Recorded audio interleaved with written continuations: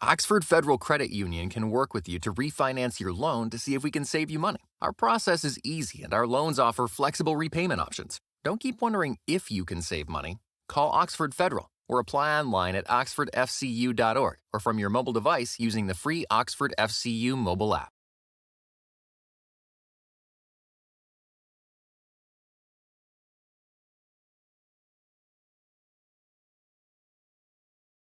Winter People Athletics creates custom athletic apparel, including team uniforms and spirit wear. They support team sports programs by offering a variety of clothing and other merchandise which can be personalized with team logos, player numbers and names, and various other options. They can also provide innovative custom screen printing and embroidered apparel to create fun and engaging fan and booster items to sell for your team fundraising efforts. Call Steve Haynes, Athletic Apparel Consultant, at 207-869-6019 or online at winterpeople.com.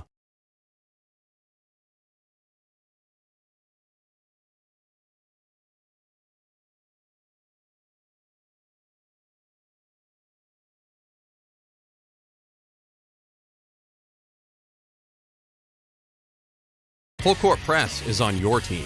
Full Court Press is more than just a coffee shop. Some of their print services include color copies, black and white copies, posters, bindings, calendars, cards, business cards, and every door direct mail. They're located at 855 Main Street in Westbrook. Call them today at 207-464-0002 or request an estimate, place an order, and much more on their website at fullcourtpress.biz. That's fullcourtpress.biz. When you need a coffee shop to bring the heat, it's time to hire Full Court Press.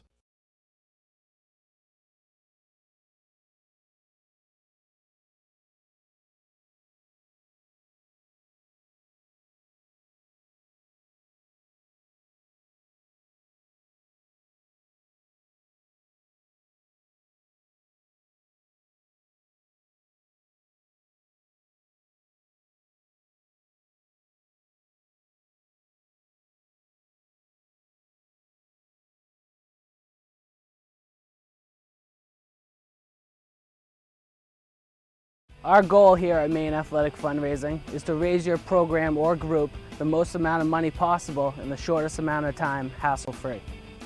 Over the last 3 years, we've been able to raise over $10,000 every year, which has really allowed us to get the extra stuff the kids really need to run a successful program. One of our biggest goals at Maine Athletic Fundraising is to really develop a relationship on the ground with the coaches, the community, and the boosters that are involved, and help bring them together and understand how important it is to fundraise.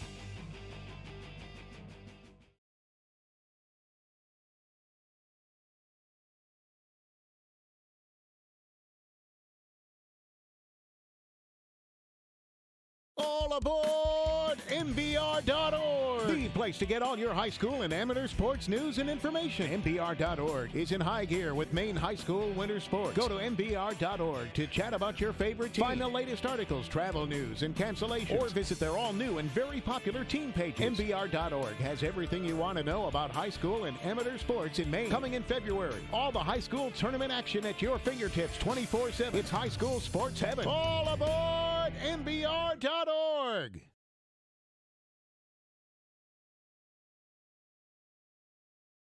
Ever had that sinking feeling that your auto loan payment isn't as low as it could be? Worry no more. Oxford Federal Credit Union can work with you to refinance your loan to see if we can save you money. Our process is easy and our loans offer flexible repayment options. Don't keep wondering if you can save money. Call Oxford Federal or apply online at oxfordfcu.org or from your mobile device using the free Oxford FCU mobile app. Winter People Athletics creates custom athletic apparel, including team uniforms and spirit wear. They support team sports programs by offering a variety of clothing and other merchandise which can be personalized with team logos, player numbers and names, and various other options. They can also provide innovative custom screen printing and embroidered apparel to create fun and engaging fan and booster items to sell for your team fundraising efforts. Call Steve Haynes, Athletic Apparel Consultant, at 207-869-6019 or online at winterpeople.com.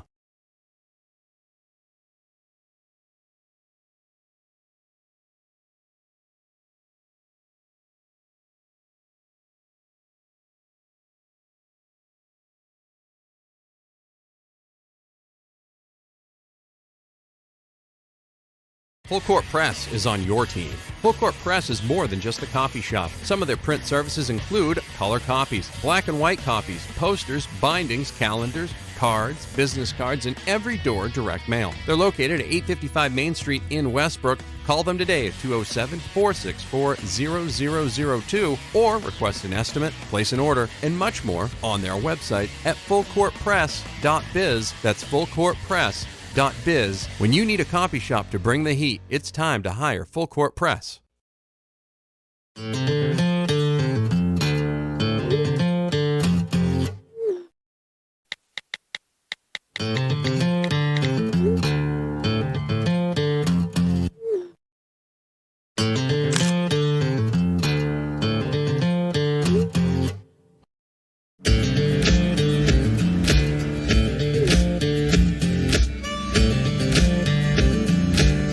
Get your own truck, only at Goodwin Chevrolet. Falmouth Orthopedic Center. Central Maine Orthopedics. OA Centers for Orthopedics.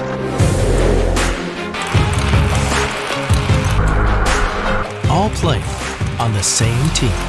Maine's top orthopedic practices have joined forces for more efficient and affordable orthopedic care. Introducing Spectrum Orthopedics. Our goal here at Maine Athletic Fundraising is to raise your program or group the most amount of money possible in the shortest amount of time, hassle-free. Over the last 3 years, we've been able to raise over $10,000 every year, which has really allowed us to get the extra stuff the kids really need to run a successful program. One of our biggest goals at Maine Athletic Fundraising is to really develop a relationship on the ground with the coaches, the community, and the boosters that are involved, and help bring them together and understand how important it is to fundraise. All aboard MBR.org, the place to get all your high school and amateur sports news and information. MBR.org is in high gear with Maine high school winter sports. Go to MBR.org to chat about your favorite team. Find the latest articles, travel news, and cancellations. Or visit their all-new and very popular team pages. MBR.org has everything you want to know about high school and amateur sports in Maine. Coming in February, all the high school tournament action at your fingertips 24/7. It's high school sports heaven. All aboard MBR.org. When you're hurt at work, at home, or on the field, you may think you only have two choices. Visit the ER or wait weeks for an appointment with a specialist. But who has time to wait? We know you don't. We get it. It used to be hard to get in here, but things have changed. We know that when you're in pain, you want to see the right doctor right away. Our patients are busier than ever, so we've made it easier to get quick access to specialized orthopedic care. We now have 2 ways for you to be seen by one of our orthopedic specialists on your time: spine access and ortho access. If you've got back or neck pain, call us at 1-855-96-SPINE to schedule an appointment with Spine Access. You'll see one of our orthopedic spine specialists within 24 hours. And Ortho Access is now open in Portland and Auburn for walk-in orthopedic care for recent injuries, pain, sprains, and strains. So whether you've suffered a fracture on the field or experiencing new sudden onset back pain, we'll see you now.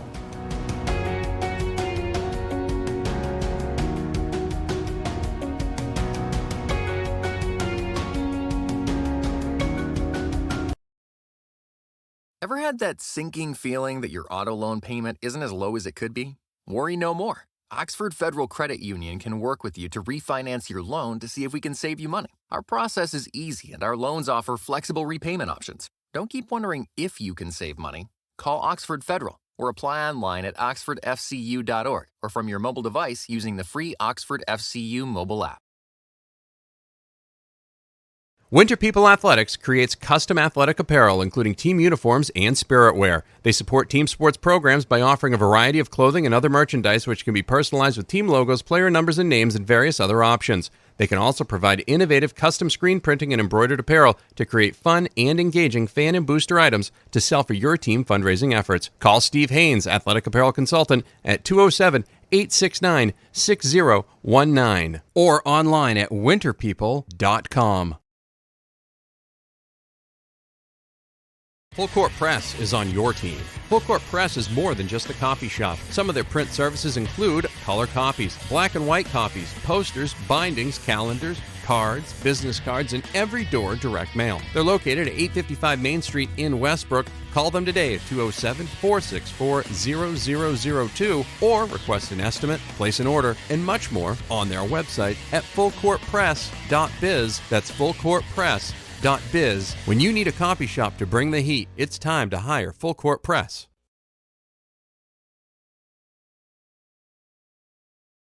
From the front office staff to the medical technicians and the doctors,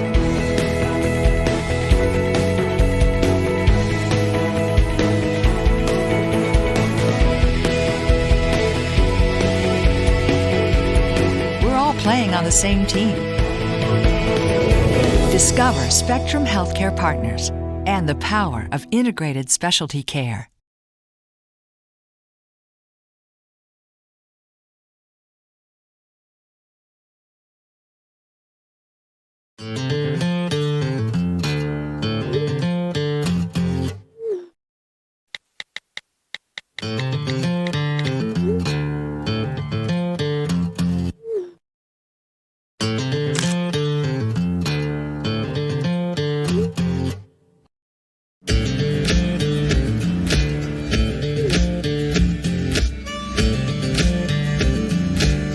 Get your own truck, only at Goodwin Chevrolet.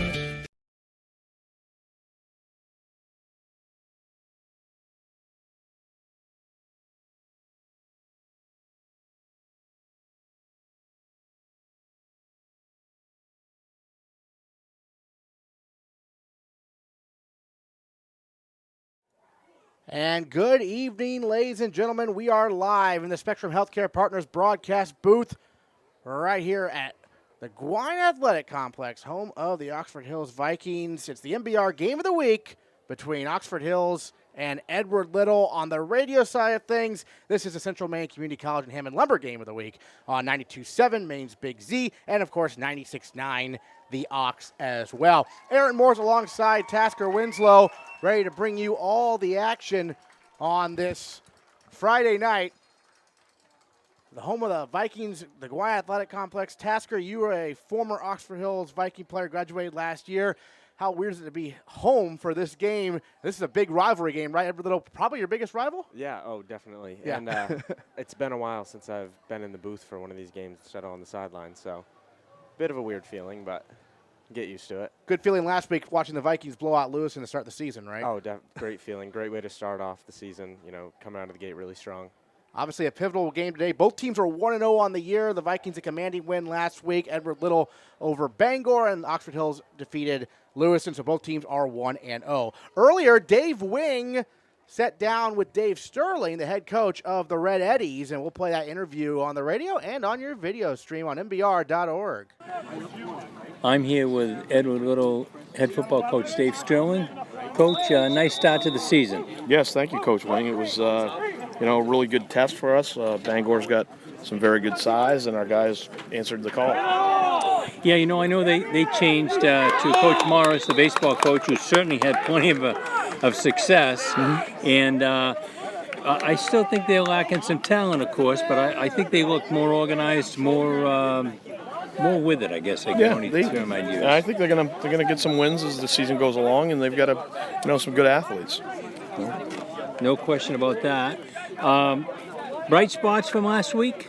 Things that you noticed right away? Well, we moved the ball successfully and keeping good speed during offensive plays, and defensively being able to attack and communicating well on the field, knowing what the opponent was trying to accomplish. And that's the leadership by our captains, primarily like Josh Kaiser and Josh Hamill.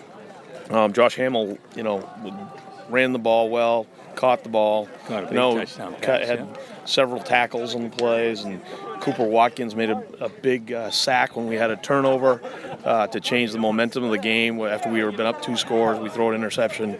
He makes a big sack. They lose 20 yards on the play, and then we were able to get the ball right back. And, Leighton Gerard's leadership at quarterback has been just amazing. His confidence is growing week by week, so we're looking forward to this week.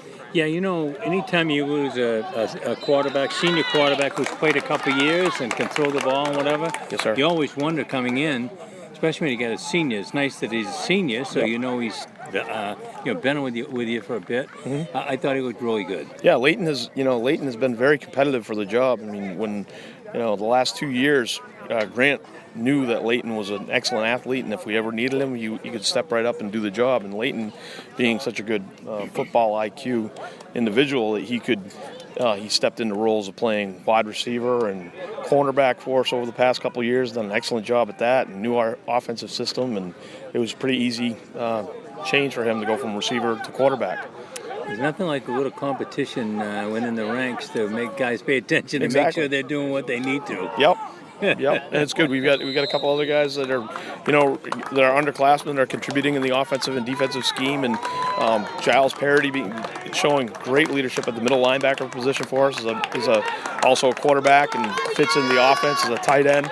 And then Aiden Charest, who's an excellent athlete, and we refer to him as Baker Mayfield jokingly when he gets in there to play quarterback, because he likes to run around and improvise. But to have kids like that know that they're not just going to sit on the bench, they want to get in the game. It's really helped our program a lot. I didn't see the game, but I saw the stats from the Oxford Hills and Lewiston game. I just talked to Bruce Nicholas, 20 minutes ago. Yep. I think he was feeling that they certainly weren't equal to the task. He was concerned that maybe they got caught up in the celebration of the opening of the new field and really weren't as focused as he'd like. But that's a good Oxford Hills team. I don't think there's any question about that. Yeah, they've got their quarterback is a exceptional athlete, Division I caliber athlete. He's obviously been selected by the University of Maine for baseball, and he's very competitive, and as well as some of the other guys that are the slot receivers, the tight ends, and their offensive line is extremely aggressive off the ball, and it's a good program run by Mark Soren. Yeah. So. I talked with Gus LeBlanc. We're all friends from a long, long time ago. And, he said, we had the coverages we wanted. And one guy looked and watched the guy run by him and said, whoops, that might be my guy. And, touchdown. So, yeah, I think when you got a guy that's that tall, that can see over the line, that can throw the ball as well as he can, that's a weapon, no question. Yeah, in high school football, if you can get 3 or 4 guys that are exceptional athletes and get them in space and have them perform, it's hard to beat them. Well, it's interesting. When I talked to Station Doucette, they had a nice come from behind win against Yarmouth. And he said, in Class D, he said, if you get really good athletes, you can win some games that maybe you shouldn't win. But I'm not so sure that's not at every level. Yeah, it's pretty much at every level. Great athletes in high school. Yep. You saw Portland last year with the change at quarterback when a couple guys got injured. I can't remember the young man's name, but when he went to quarterback, it was a whole different ball game. Yeah, Moss kid. Yeah, I think they need to perform. I mean, I certainly have seen plenty of kids, as have you, that have got great talent, but nothing happens. As Coach Hale used to say, all staff from the neck down. Yep. Did you use that line Saturday? I did use that line Saturday. He made sure to remind us that, when we did something wrong in a game, he put his hand to his throat, and we knew we weren't performing the way we should. Well, we laugh at those kind of things, but I'm old school. I really believe those tried and true statements like that. Yeah. They're true. Yep. I'm sorry. If you have a 5-cent head and you've got the All-American body, you're probably not going to go for it. No, that's correct. Yep. Appreciate you having a chance to talk about him. Yes. I said I had a different relationship, as you guys know. I didn't play for him. Mm-hmm. I asked him to coach with me. I was actually his boss twice, so that makes me a little different relationship than everybody else, but quite a guy. He was a wonderful man.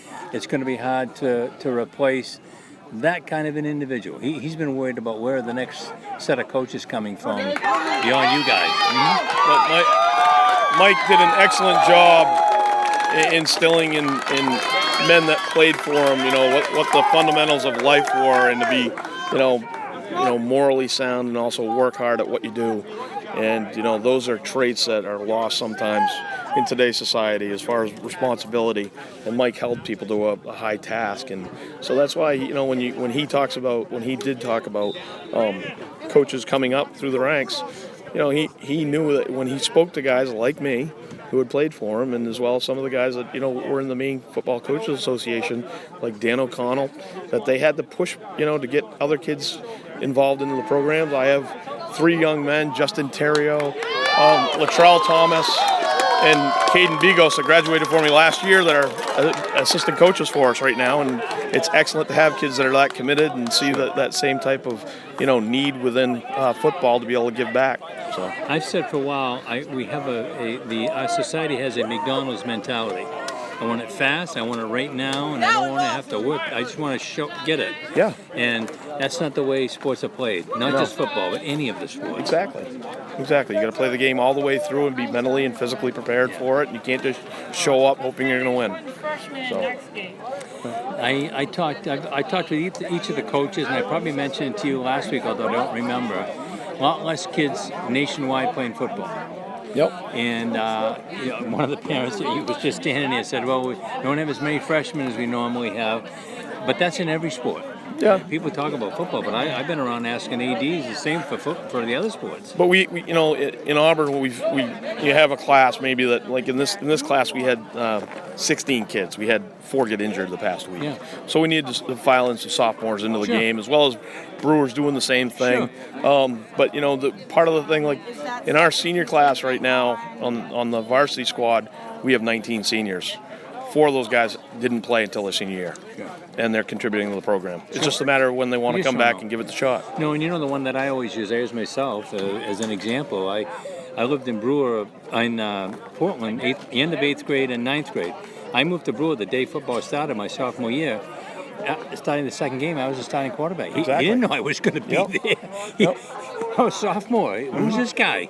So you don't know. No. You don't know. Some kid moves out. We've had 5 kids move into the community in the past year that are all football players. Sure. So. Yeah, I think that and one of the years that I was principal at Marana Cook, we had so many freshman boys that the boosters came to me and said, we'd like to have 2 freshman boys soccer teams. Yeah. And I said, whoa, that, in other words, it costs money. And they go, because this is Miranda. Yeah. When do you want the check? You want it Tuesday or Wednesday? Yeah, we just want to keep the kids in the program. We want them. Seriously, the class had 50 more boys than girls, and that's not a big school. No. That's a lot more boys. Now, it evens out the next year, Yeah. So you also have to take that into account. But besides the fact that population is moving south, EL's 500 kids less than they were. The state of Maine. The state of Maine is the only state in the nation where deaths outnumber births. Yeah, well, we're the oldest. We're the oldest state in the nation, and that's why you see the high school populations dropping off. Well, listen, Coach. Good luck Friday night. That'll be a tussle. I'm going to be doing Skowhegan against Brunswick up at Skowhegan. Nice. Back in the old stomping grounds. But I'll be watching on Twitter to see how you're doing. Great. Thank you, Coach. All right. Hey, good luck. Thanks. Thank you for your work, Mark. Nice job.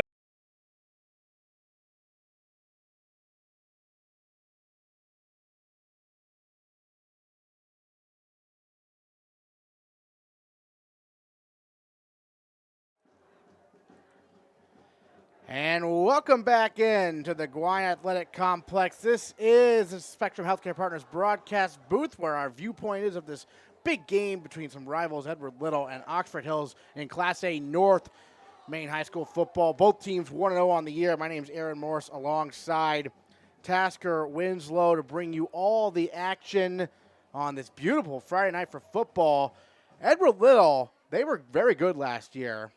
But this is a whole new team. I mean, what kind of film study do you think Mark Soren was leading this past week, to try to prepare these guys for some guys they've never seen before?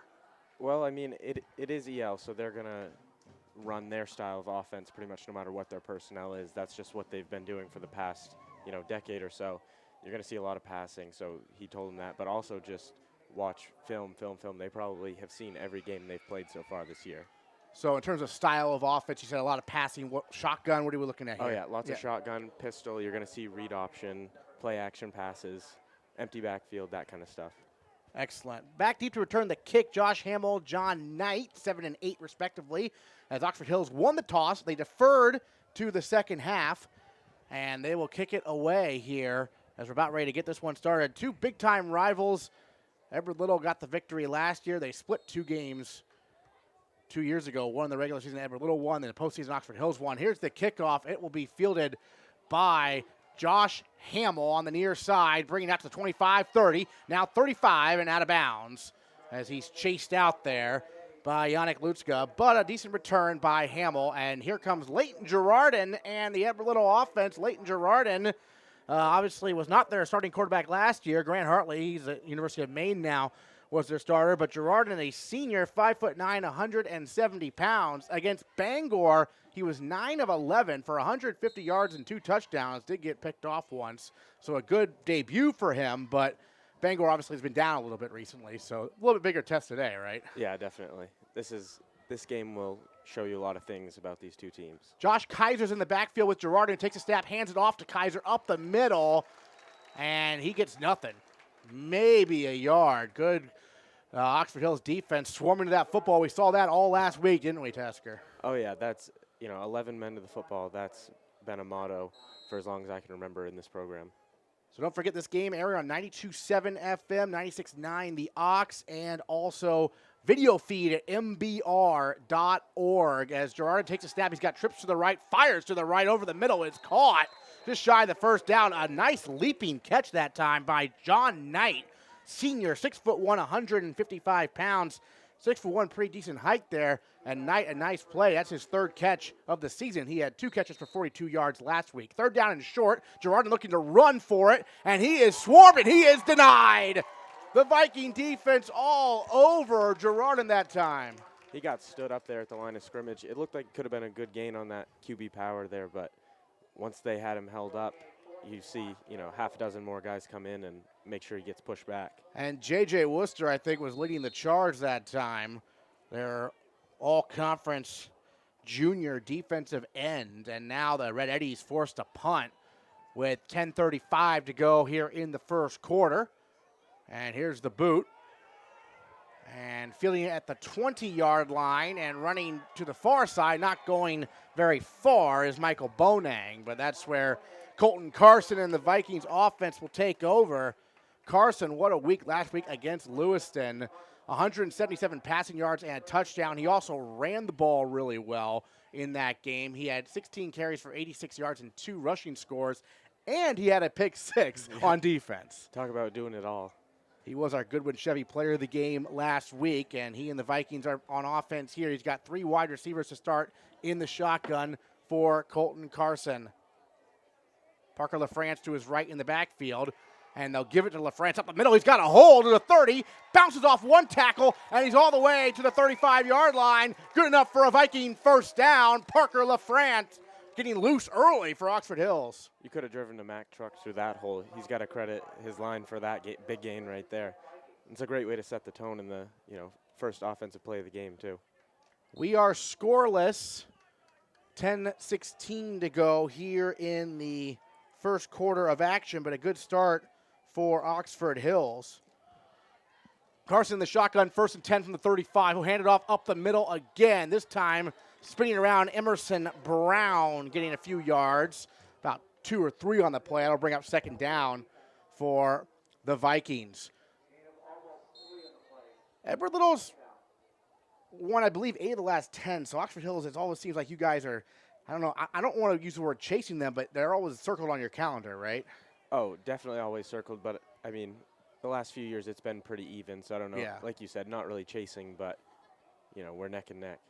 Just trying to get that edge, especially this year's team. A lot of potential we saw last week. Here's the handoff and driving his legs to the 39-yard line that time is Emerson Brown. So it'll bring up 3rd down and about 5 here for Oxford Hills. We've seen Colton Carson's accuracy much improved already, and he might have to throw it here on 3rd down. Although Mark Soren does like to run it. Emerson Brown still in the backfield. He's got 4 wide receivers, including J.J. Worcester in the slot here on the near side. 4 wides on 3rd and 5. Carson takes a snap, looking to throw. Throws far side, a little low, but going to the ground and making a nice catch that time is Johnny Pruitt for the 1st down. He was one of those group that took a year off from football but came back this year, him and Yannick Lucia, and they're just great athletes, and they have the history with Colton playing 3 sports with him all the way through middle school and high school, so taking a year off didn't really make much of a difference for them. Pruitt at the 49 with that catch, so a first down. And here is Cam Slicer, one of their offensive stars last week, but this time there is nowhere to run and nowhere to hide from Kevin Haskell, a senior, 6'2", 190 pounds, and they drop Slicer for a big loss, 8-yard loss back to the 41. Slicer last week, his receiving, 4 catches, 106 yards, easily the top performance from a wide receiver, basically, in the first week of action. They tried to run him that time, and he certainly can run the ball. He had 4 carries for 27 yards against Lewiston, but 8-yard loss there. So 2nd and 18, 8 minutes to go, first quarter, clock moving. 4 wide receivers, trips to the right for Colton Carson. Takes a snap, back to pass, feeling some pressure. Over the middle, he's got Lutska, and he's got a first down out across the 40 into Everett-Little territory, down to the 39-yard line. Yannick Lutska from Colton Carson, and they move the chains. That was just a simple slant route, but perfectly executed, perfect timing with Colton and Yannick, and pretty big gain there. Get a new set of downs. Giles Parody was in his face that time, number 13 on Everett-Little, and Colton Carson stood tall and fired a strike over the middle. Carson in the gun here on 1st and 10, puts Slicer in motion. They'll run it up the gut. Parker LaFrance, he had a good run on his first carry, and he gets a couple here to the 35-yard line. They'll bring up about 2nd and 7 for the Vikings. No score, 7:25 remaining, clock moving, first quarter of action. Aaron Morse alongside Tasker Winslow here in the Spectrum Healthcare Partners broadcast booth, bringing you the MBR Game of the Week on MBR.org video feed. Thanks to Tyler, our cameraman, standing right there in front of us at the 50-yard line, doing a great job. I guess he can hear us also. All right, Carson in the shotgun, puts Slicer in motion. And Carson will keep it himself, and he fights for maybe a yard, but good defense again from Everett-Little. Kevin Haskell was in the mix of that again, number 20, senior, and a couple other Red Eddies as well. So that'll bring up 3rd down. We've seen a few passes on third down already, but I'd like to see him take a deep shot on 1st or 2nd down, like what they did against Lewiston. Try to catch the DBs sleeping and, you know, get a big chunk. That's what we've been really good at that for the past few years, so I'm hoping we'll see that pretty soon. Carson in the shotgun. 3 wide receivers, Slicer in motion. Fakes the Slicer, looking to throw. He's got Slicer open in the flat, makes the catch at the 30, 25-20, down the far sideline to the 15, and a first down and more for Oxford Hills. Cam Slicer picking up where he left off last week.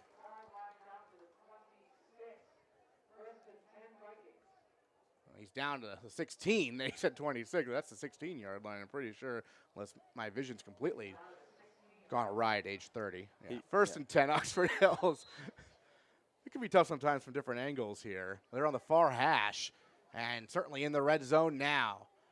Puts Slicer in motion again. Carson takes a snap. Emerson Brown got a hole off right tackle, and he spins his way inside the 10 down to the 9. Nice strong run on 1st down there by Brown. He is a tough runner between the tackles. Oh, and it's really what it is. He's not that big. Mm-hmm. He doesn't have that breakaway speed, but when he's in that mess of D-line and linebackers, his balance and awareness is what gets him these big gains. And, I mean, it's just amazing to see some of the tackles he bounces off from. Bonang goes in motion. They'll give it to Brown again, though. Up the middle now, bounces off right tackle. He's inside the 5. He dives, and he's down at the 2-yard line. That's a first down and goal now for Oxford Hills. Right on cue, he shows off some of his balance and, you know, bouncing off tacklers there. They'll move the chains, and the Vikings making an early statement here and marching down the field against the Red Eddies in a big rivalry contest here on this Friday night at the Gouin Athletic Complex. They'll spread it out, 3 wides. LaFrance in the backfield with Carson on 1st and goal. They put Bonang in motion, and they're going to give it to Parker LaFrance, and there's not much there as a host of Red Eddies slow him down. It'll bring up 2nd and goal for Oxford Hills. First quarter, clock moving, 5:02 to go. No score, but the Vikings on the doorstep right here against the Red Eddies early on in this contest. Both teams with blowout wins last week, so this is kind of a show-me game today. Who's for real early in the Class A North in 2018. LaFrance in the backfield with Colton Carson and company. Here's the run off right tackle. Battling and diving for the end zone. Carson, touchdown, Oxford Hills. Colton Carson, just pure physicality, and he dives in for the score. How about that? 6-0 Vikings, 4:34 to go, first quarter. A huge percentage of design QB runs that you see from Oxford Hills are going to be inside the 5 just because of Colton Carson's physicality and just his length. You see him a lot reach for the goal line or, reach for the first down marker. He's 6'5", 6'6". He's a big guy, and, he'll get it down there when you need it. Looks like they have Lutska doing the extra point. It's up. It's good. He did it last week as well, and a strong leg there from Yannick. And it's 7-0 Vikings. We'll take a quick break. 4:34 to go in the first quarter here on 92.7 and 96.9 and MBR.org.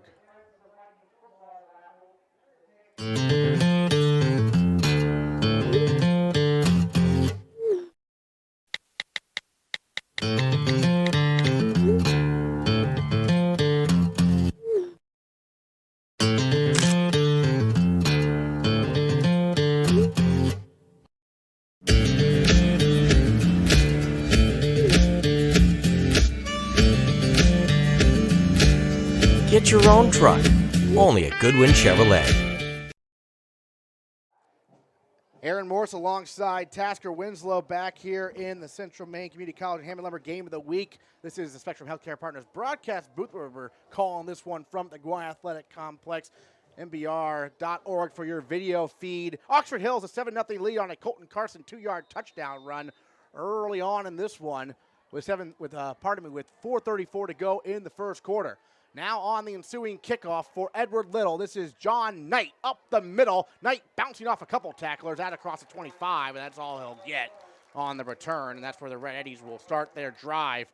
Trailing 7-0 as we saw them a good mix of Colton Carson finding guys through the air. He had Lutska on that big reception. He had Cam Slicer. This team's really balanced. And they're consistent. Yeah. They're so consistent even with, hitting that many people, giving the ball to that many people. You'd think there'd be a few more drops and miscommunications, but we haven't seen that yet. Leighton Girardin's back out there at QB. He's got 4 wide receivers. It's Josh Kaiser, a senior, to his left in the backfield in shotgun, 1st and 10. They'll hand it off Kaiser up the middle, and Kaiser not much room that time to run. As a couple of Vikings were there to upend them for maybe a yard or two. Kaiser last week touched on this. A big week, 116 rushing yards and 3 touchdowns, so stopping him will be key, obviously. Even though, as Tasker mentioned, this team likes to throw the ball also. We have an official's timeout here with 4:04 remaining in the first quarter. I think they're just trying to get people reset. Now they'll wind the clock, and Girardin has Kaiser to his right this time. 4 wide, takes the snap, rolls to his right. Girardin looking to throw, and it is caught. Oh, did he drop it there at the end? Yes, it was dropped at the end. It was end. dropped at the end, in and out of the hands of Josh Hamble, so that'll bring up 3rd down. Thought he went to his knees to catch it, but the ball just fell out there at the end. This right here is pretty much the ideal situation for Oxford Hills right now. EL had the ball first. They stop him quick, go down, score quick. Now you can loosen up a little bit. Your defense can play their game. That it really helps to get that quick score. 3rd down and 8. Big 3rd down, as Tasker mentioned. Girardin takes a snap, and now he'll roll to his right. J.J. Worcester's chasing him. He'll throw too far, too high for Caleb Yarnovich. And Alex Turner, the all-conference defensive back, on the coverage. That'll bring up 4th down. Clock stop, 3:48 to go first quarter. The Vikings force a punt. Michael Bonang back deep to return. Once you get that first stop, and then like they have here, their second stop, you start to really settle down and, get into a groove, get into the flow of the game, and, it gets a lot easier from there. They have the punting unit out there on 4th down. Bonang standing at his own 35-yard line. Here's the punt. It's from Misha Boulay and it bounces at the 40 and out of bounds about the 37-yard line. And that's where the Vikings offense, which has been so impressive so far in this young season, will take over. Led by Colton Carson, who had a 2-yard touchdown run in their opening drive, and now they'll get back out there on the field and go to work again. They have forced 2 punts. This is their second offensive drive. Carson in the shotgun. I believe it's LaFrance in the backfield with them. To his left, trips to the left, 4 wide receivers for Colton Carson. The senior, University of Maine commit for baseball as a pitcher, takes the snap. Hands off LaFrance, up the middle, and LaFrance will fight his way across the 40 to the 41-yard line for a couple yards. Little read option there, something that they went to a lot last week. It seemed to work out really well, and they've gotten some pretty big gains off it so far today, so we'll see if they continue to call that. Checking into the game for Oxford Hills is Johnny Pruitt, who had a nice catch on their opening drive as part of their march down the field. Carson in the gun. He's got 4 wide receivers. Trips to the left. Takes the snap. Back to pass. LaFrance helping out in the backfield, blocking. Throws it deep down the far sideline, looking for Slicer. A little bit overthrown, incomplete. Coverage on the play by Devontae Scott, a senior for Edward Little. And that will bring up 3rd and 7. Clock stops, 2:57 to go, first quarter. Vikings, the early 7-0 lead. If you just joined us, Colton Carson, a 2-yard touchdown run after a nice drive to start this contest after the defense quickly forced a punt. Edward Little's had 2 possessions and 2 punts. The Vikings on their second possession right now, up 7-0. 3rd and 7 for Carson and company. He's got 4 wide receivers. LaFrance in the backfield. Takes a snap, settles in the pocket, throws it deep down the middle. Looking for Slicer, incomplete. We do have a flag on the play. Carson did get hit that time. We'll see what the flag is. Couple flags on the play. It's holding on the Vikings, and Edward Little will probably decline this and force a punt.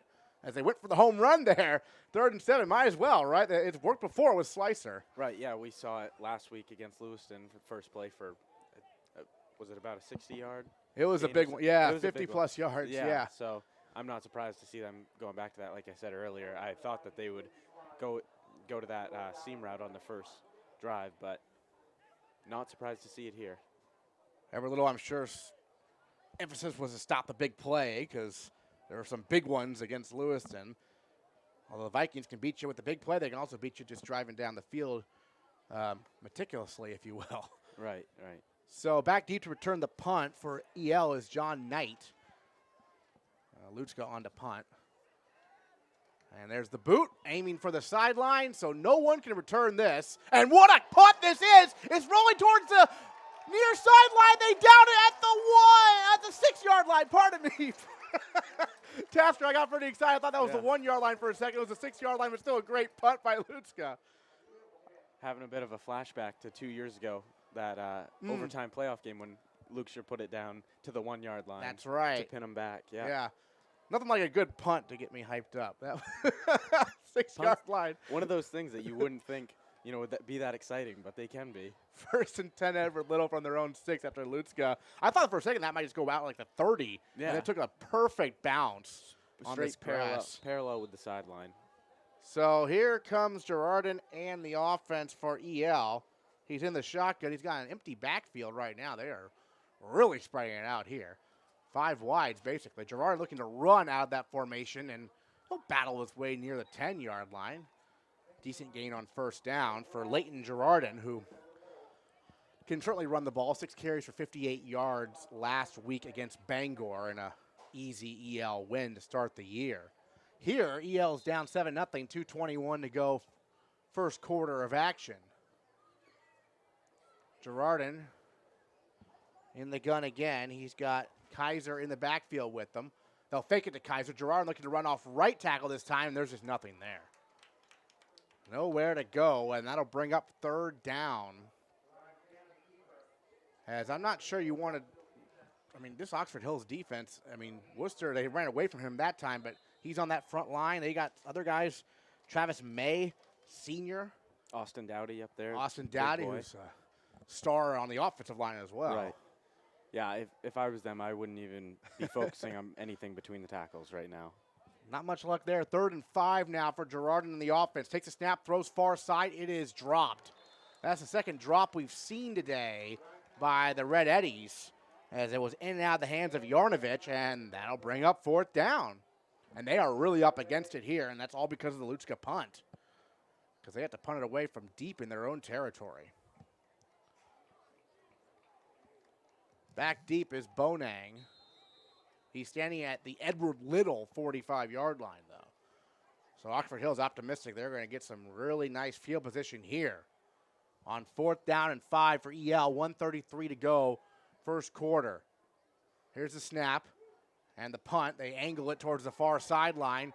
It lands at the 40. It dives at the 39. Bonang looking to return this one. He picks it up and gets a couple yards to the 35 before he's tackled by pretty much the entire Edward Little special teams unit. But yeah, he had to earn those yards. He had to earn them indeed, but terrific field position for this Viking offense.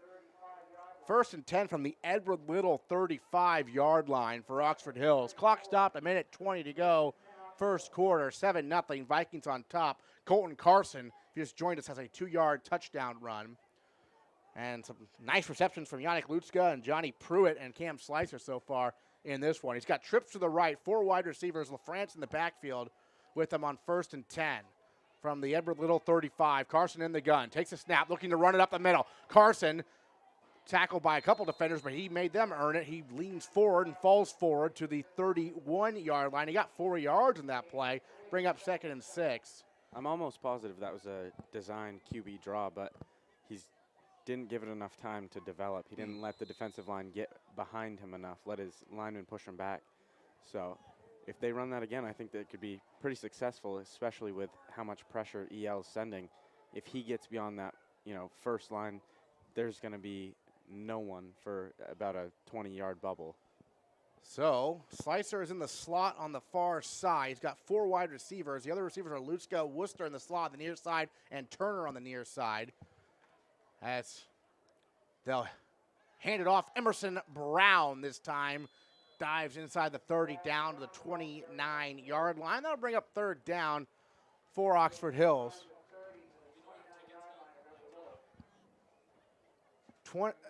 15 seconds left here in the first quarter. Clock is moving. Will they let it run out here? Looks like they might.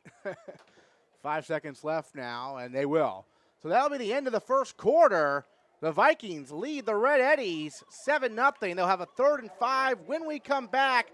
This is the MBR Game of the Week, live from the Spectrum Healthcare Partners broadcast booth, MBR.org, 92.7 and 96.9, The Ox. Falmouth Orthopedic Center. Central Maine Orthopedics. OA Centers for Orthopedics.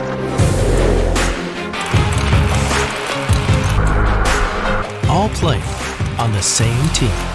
Maine's top orthopedic practices have joined forces for more efficient and affordable orthopedic care. Introducing Spectrum Orthopedics. Alongside Tasker Winslow here in the Spectrum Healthcare Partners broadcast booth. This is the MBR Game of the Week. On the radio side of things, it's the CMCC and Hammond Lumber Game of the Week. Video feed, MBR.org. And a strong first quarter, certainly, for Oxford Hills Tasker. And now a big 3rd and 5 here, because obviously it's still only a 7-0 game right now. I mean, last week they struggled on 3rd downs. I think they were 3 for 10. But they've looked really consistent today. They've been able to throw the ball, hit open receivers. Colton has good pocket presence. So I think they have a good shot at this 3rd and 5 here. Lutska will be on the near side. Slicer will be on the near side in the slot. Turner on the far side. Brown's in there as well on 3rd down. So 2 wide receivers to the left. Worcester's in there a little bit off the line to Carson's right. 3rd and 5. It's Emerson Brown on 3rd down. He escapes one tackler and trying to get that forward progress. He's down to the 25. He is very close to a first down. He might be a little bit short. It is close, though. We'll see what the officials have to say about this one. They might have to measure. This is really close, Tasker, and they will measure. Yeah. So Emerson Brown, you could see him just trying to keep those feet churning and get the yardage he needed.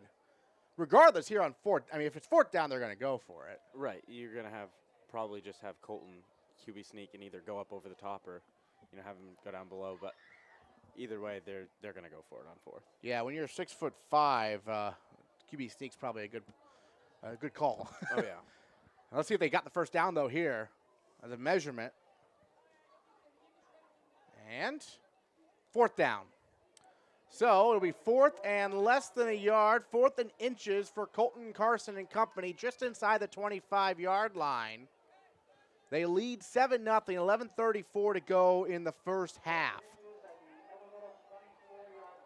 Carson, he will line up in the gun. They almost never go under center, and now he will go under center. Let's see if this works for the QB sneak. Oh, yeah. You can know what's coming. You still can't stop it. Colton Carson, that should be enough for a first down for Oxford Hills. Down to the 28, maybe even the 27-yard line for the Vikings. His helmet came off, so he's going to have to come out for a play. So he paid the price. He'll have to come out for one play. Parker LaFrance will come in. You'll probably see them come out in a wildcat set like they did last week. Right. Probably won't throw it. Probably not. LaFrance threw an interception last week on a trick play. But now, yeah, LaFrance is a good runner, tough runner. He might just take this himself. Brown is in the backfield with him. Parker LaFrance to take the snap. And he'll fumble it briefly, but then recover and just dive forward for no gain. And now Colton Carson's back in. So LaFrance still had his white gloves on there for the snap. He definitely wasn't going to throw. Right. Crisis averted there. That scared me a little bit when he bobbled it. He juggled it. I shouldn't say fumble. He juggled it and then was able to hold on and then just fell forward for a loss of 1, they say. 2nd and 11 here for Oxford Hills. 10:40 to go in the half. 7-0 Vikings on top. 3 wide receivers here for Carson in the gun on second down. He puts Slicer in motion. They'll fake the handoff and throw it over the middle. He's got a wide open Worcester at the 5. He's in. Touchdown, Vikings. J.J. Worcester from Colton Carson. 29 yards and a touchdown. Like I said earlier, we were going to see them go to the seam route there for a big gain. That's what Colton specializes in throwing. That's what our receivers specialize in running. Whenever Colton has an open man down the seam, he's going to hit him for a big gain, and that's what happened there. Luska on for the PAT with 10:27 to go. Edward Little just completely jumped off sides. And we have a whistle, and they stop things to talk things over.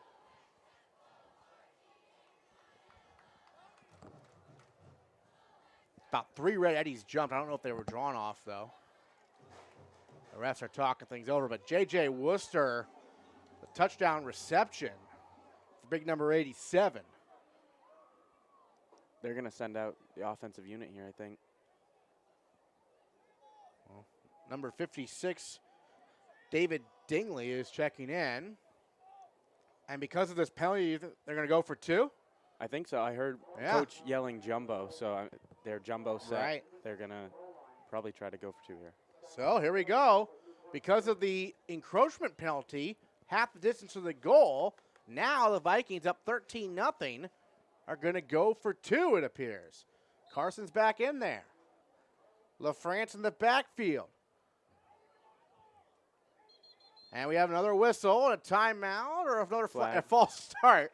Oh. So now they have to move back 5 yards. See, they only got half the distance to the goal on the offsides, but now because of a false start, they have to move back a full 5 yards. And now they'll bring Luska on to kick it again, I believe. So there goes that. They got a little maybe anxious. Yeah. It will be Luska to kick the now slightly longer PAT. Which we know he has no issue with doing. Right. It's not a full 5 yards because of the half distance earlier, but a little bit longer. He's kicking from the 15-yard line, about a 25-yard kick here. He's got the leg for sure, and it's good. Yannick Lutska makes it 14-0 Vikings. We'll take a quick break. This is the MBR Game of the Week live from the Spectrum Healthcare Partners broadcast booth on 92.7 Maine's Big Z and 96.9 The Ox. Video feed, mbr.org. From the front office staff to the medical technicians and the doctors,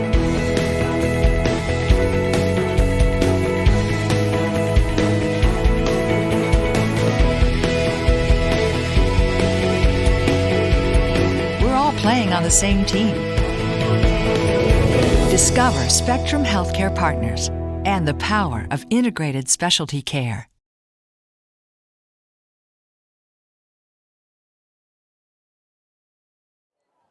Aaron Morse alongside Tasker Winslow live from the Spectrum Healthcare Partners broadcast booth at the Gwinnett Athletic Complex, home of the Oxford Hills Vikings. And the Vikings making a statement early, Tasker, up 14-0, 10:27 to go in the half. Well, I think that this early score definitely shows us that, you know, people were saying, oh, they both had blowout wins in week one, but there was definitely a difference in opponents between Lewiston and Bangor. I think Lewiston's going to be a solid team in the end, just a matter of getting things going a little bit. On the return, it's Josh Hamill, and Hamill breaks one tackle to the 30, now 35, spinning, still on his feet, and tackled shy of the 40-yard line. But a solid return that time from Edward Little's Josh Hamill. He's a senior. On the return, it'll be 1st and 10 for the Red Eddies, trailing 14-0, 10:18 to go in the second quarter.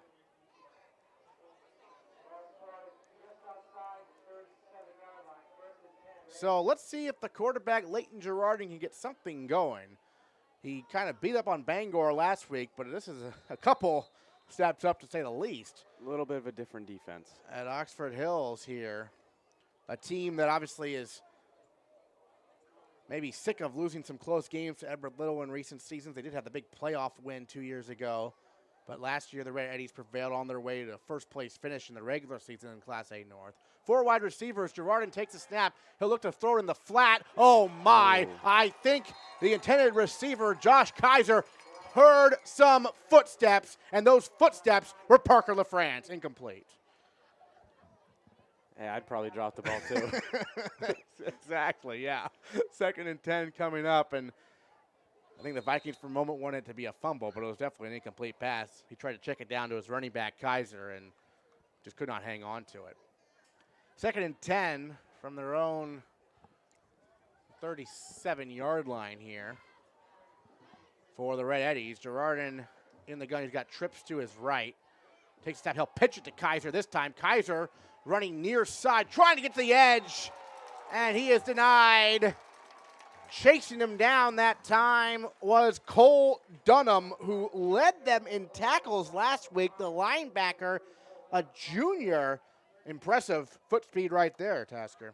Yeah, I mean, he's been getting faster, stronger, and bigger since, you know, I first met him when he was a freshman coming into the program, and he's really impressed me so far this year. He impressed me last week and in preseason.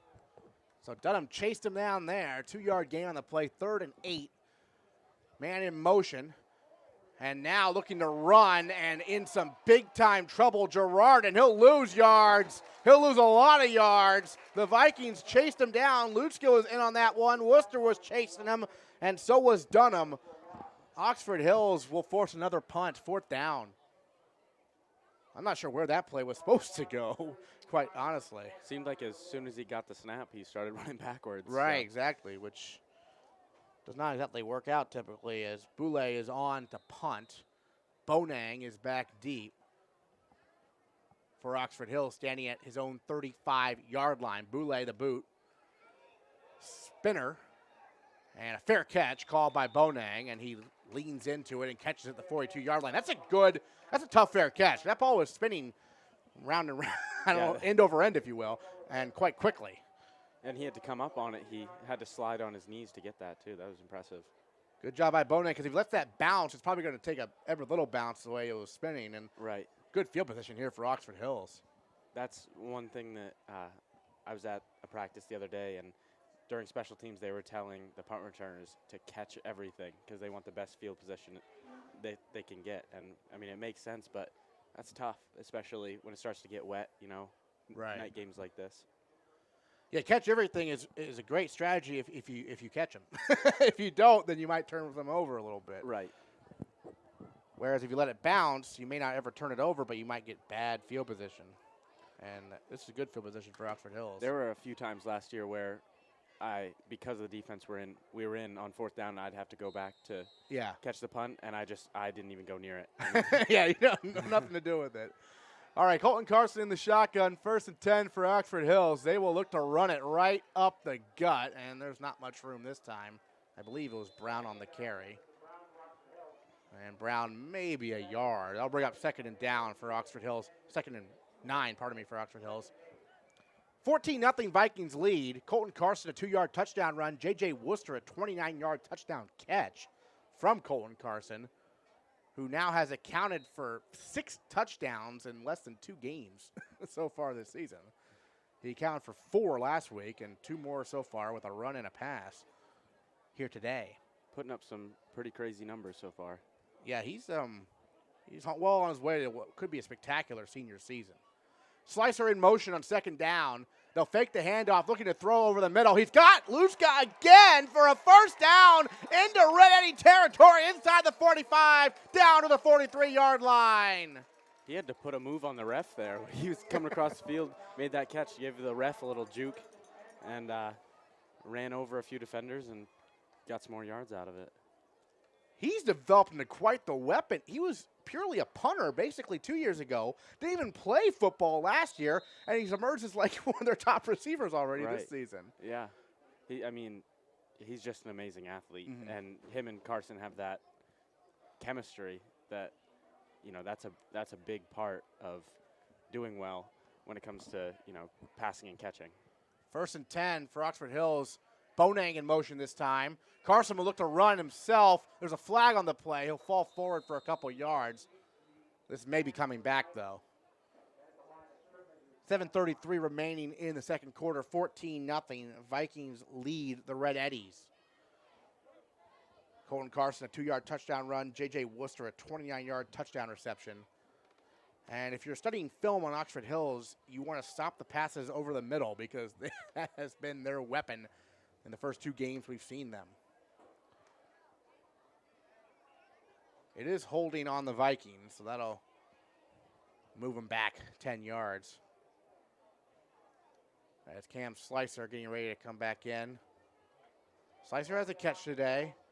He's been relatively quiet compared to his first game, but obviously Reddy saw that on film. They've assuredly made it a priority to slow him down if possible, but that's opened things up for other guys. Right. That's the thing with a team that has this many weapons. If you put more emphasis on stopping one guy, you're just going to get beat by everyone else. 1st and 23 now for Oxford Hills. Trips to the right. Carson fakes the handoff. In trouble, and he is sacked. That is a great play by Kevin Haskell again. We've been calling Haskell's name quite a bit whenever the Red Eddies make a big play on defense, and Haskell on the blitz that time. The linebacker sacks Colton Carson. Yeah, he was a free rusher off the edge. No one even got a hand on him. Colton was looking left. He came from the right. Saw him at the last second, and luckily he brought the ball down and protected it. But he did try to throw it away, I think, for a second, and then thought better of it. Right. Good job, Colton. Good job. 7-yard loss, though, so 2nd and 30.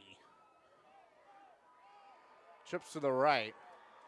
Carson will just run it here, try to get a few yards back to the 40. Now 45 to midfield, inside the 45, down to the 44, the Red Eddies. A big run for Carson. He got about 20 yards, 20 yards in that run, and it's going to bring up a 3rd and about 10 yards.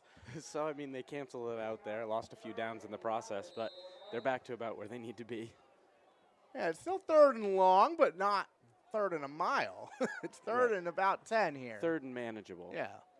They say 11. That's about accurate here. Just inside the 45-yard line. Carson has 4 wide receivers. Brown to his right in the backfield in the shotgun on 3rd down and 11. Takes the snap. Back to pass. Haskell on the blitz again. This time Carson throws it too high for Lutzka, and that'll bring up 4th down. They were able to get a hand on Haskell that time, but still Carson felt the pressure a little bit And they have a fourth down, although, yeah, Lutska, I think, would probably be punting here. Carson's off the field at the very least. Yep, it is Lutska punting. Yep, Lutska to punt. Red Eddies in their all white uniforms. Looking to return the punt here. It's John Knight back deep. They do run 3 guys out to the right just to keep the Red Eddies thinking a little bit. And there goes the punt. And another good one from Lutska. This is going to be inside the 15, down to the 12. He's a weapon, catching the ball and punting the ball so far today. 14-0 Vikings, 5:40 to go in the half, and the Red Eddies are once again in some pretty tough field position. Leighton Girardin, the senior, in his first year as the starter in this program after Grant Hartley graduated and was at University of Maine as a preferred walk-on. Now Girardin trying to get something going for this Red Eddie offense. They've had nothing against Oxford Hill so far. He's got his ace running back Kaiser with him in the backfield. He'll throw it into the flat, incomplete. Overthrew the intended receiver Yarnovich that time, and that will bring up second down and 10 for the Red Eddies, trailing the Vikings 14-0, 5:37 to go, second quarter. They've been trying to get the ball in the hands of Caleb Yarnovich, the senior wide receiver, but no luck so far. We haven't seen any big plays from Yale's offense yet, and knowing them, they're due for one, so it's got to be something coming here soon. Girardin rolls to his right on 2nd and 10. He'll throw a little bit behind the receiver, but Yarnovich does make the catch this time out across the 20 to the 23-yard line. Really close to a first down there. That is really close. 3rd and short. As Girardin takes a snap, he'll look to run it right up the middle, falls forward, and that should be enough for a first down based on where the line judges came in there. That is a first down for Edward Little. EL at their own 25, 1st and 10. Vikings lead the Red Eddies 14-0, 5:06 to go in the first half.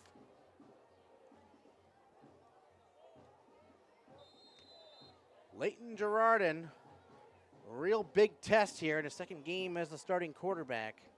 Yarnovich is on the near side. They've got 4 wide receivers, trips to the left.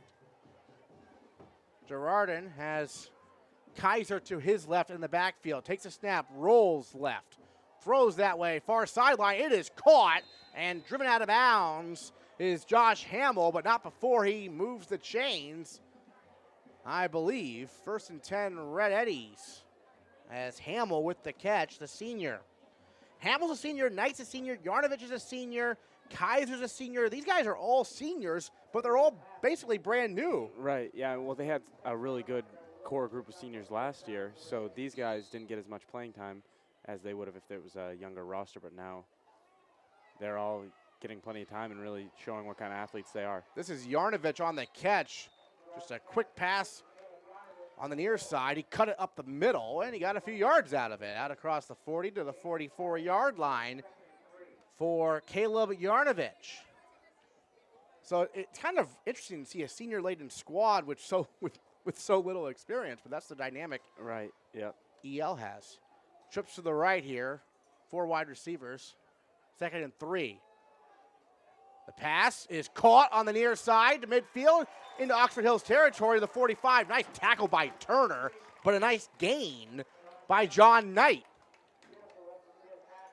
They went right back to that screen play that they ran earlier and actually got a good gain out of it this time, unlike last time. They've had a few drops on what I'm pretty sure is the same play. They've been trying to get the ball out of the hands of Girardin quicker than they did, I think, on the first few drives. 4 wide receivers for Girardin here on 1st and 10 from the Oxford Hills 44-yard line. Girardin will hand it off. Kaiser up the middle. There's a flag on the play, and he'll get tackled at about the 40-yard line. Flag came in the area of holding, but we'll wait and see the official call. You're actually seeing pretty similar offensive sets for both teams. I mean, a lot of trips, you know, some empty backfield, but mostly 4 wide receivers and in the shotgun. Right. Pretty much the same thing from both sides. I remember 2 years ago, Oxford Hills lined up in the I formation every play. Right. It's not the case anymore. And EL was empty pretty much every play. It is indeed holding on the Red Eddies, so they'll move them back 10 yards. Luckily, it's from the spot, the foul, so they only go back to about the 50-yard line. 1st and 16 for the Red Eddies, 3:54 to go in the half, trailing 14-0 to the Vikings. Trips to the left, 4 wide receivers. Girardin takes a snap. He'll run, and he'll fire on the run. It's caught to the 40, and fumbling the football is the receiver, Knight, and the Vikings jump on it. I think it was recovered by Travis May. I think Yannick Luksha was the one that came from behind and stripped it. And stripped him, okay. So there you go. The Vikings, just when the Red Eddies were getting some momentum on offense, they cough it up, and Oxford Hills takes over. 1st and 10 from their own 39-yard line for Oxford Hills, already up 14-0. That's the philosophy of this defense is bend, don't break. I remember hearing that since I was in youth, hearing that from Coach Danforth. You can give up plays, but as long, bend, don't break. You can't let them score. You can let them get down to the goal line as long as you stop them. Colton Carson has trips to the right here. 4 wide receivers on 1st and 10. Takes a snap, back to pass. Has time in the pocket. Over the middle. Luchka had a step, but it's incomplete. He had to elevate it over John Knight, who came over in the defensive secondary, and just a little bit past Luchka for an incomplete pass. 2nd and 10 coming up.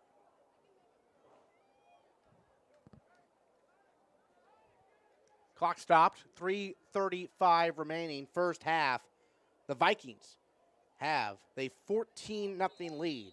Colton Carson, a 2-yard touchdown run, and he has a 29-yard touchdown pass to J.J. Worcester so far in this one. 2nd and 10 for Oxford Hills. He's got trips to the right again. Takes a snap. They'll run it up the gut. Emerson Brown out across the 45 to the 46-yard line, and that will bring up 3rd and very manageable for Oxford Hills. 3rd and a long 3. That's what they say. There we go. They need to get to the 49. They're at about the 46. What are we going to see here? What do you think? On 3rd and 3? Well, the refs are going to call an official's timeout, as dropping to one knee there was Dowdy.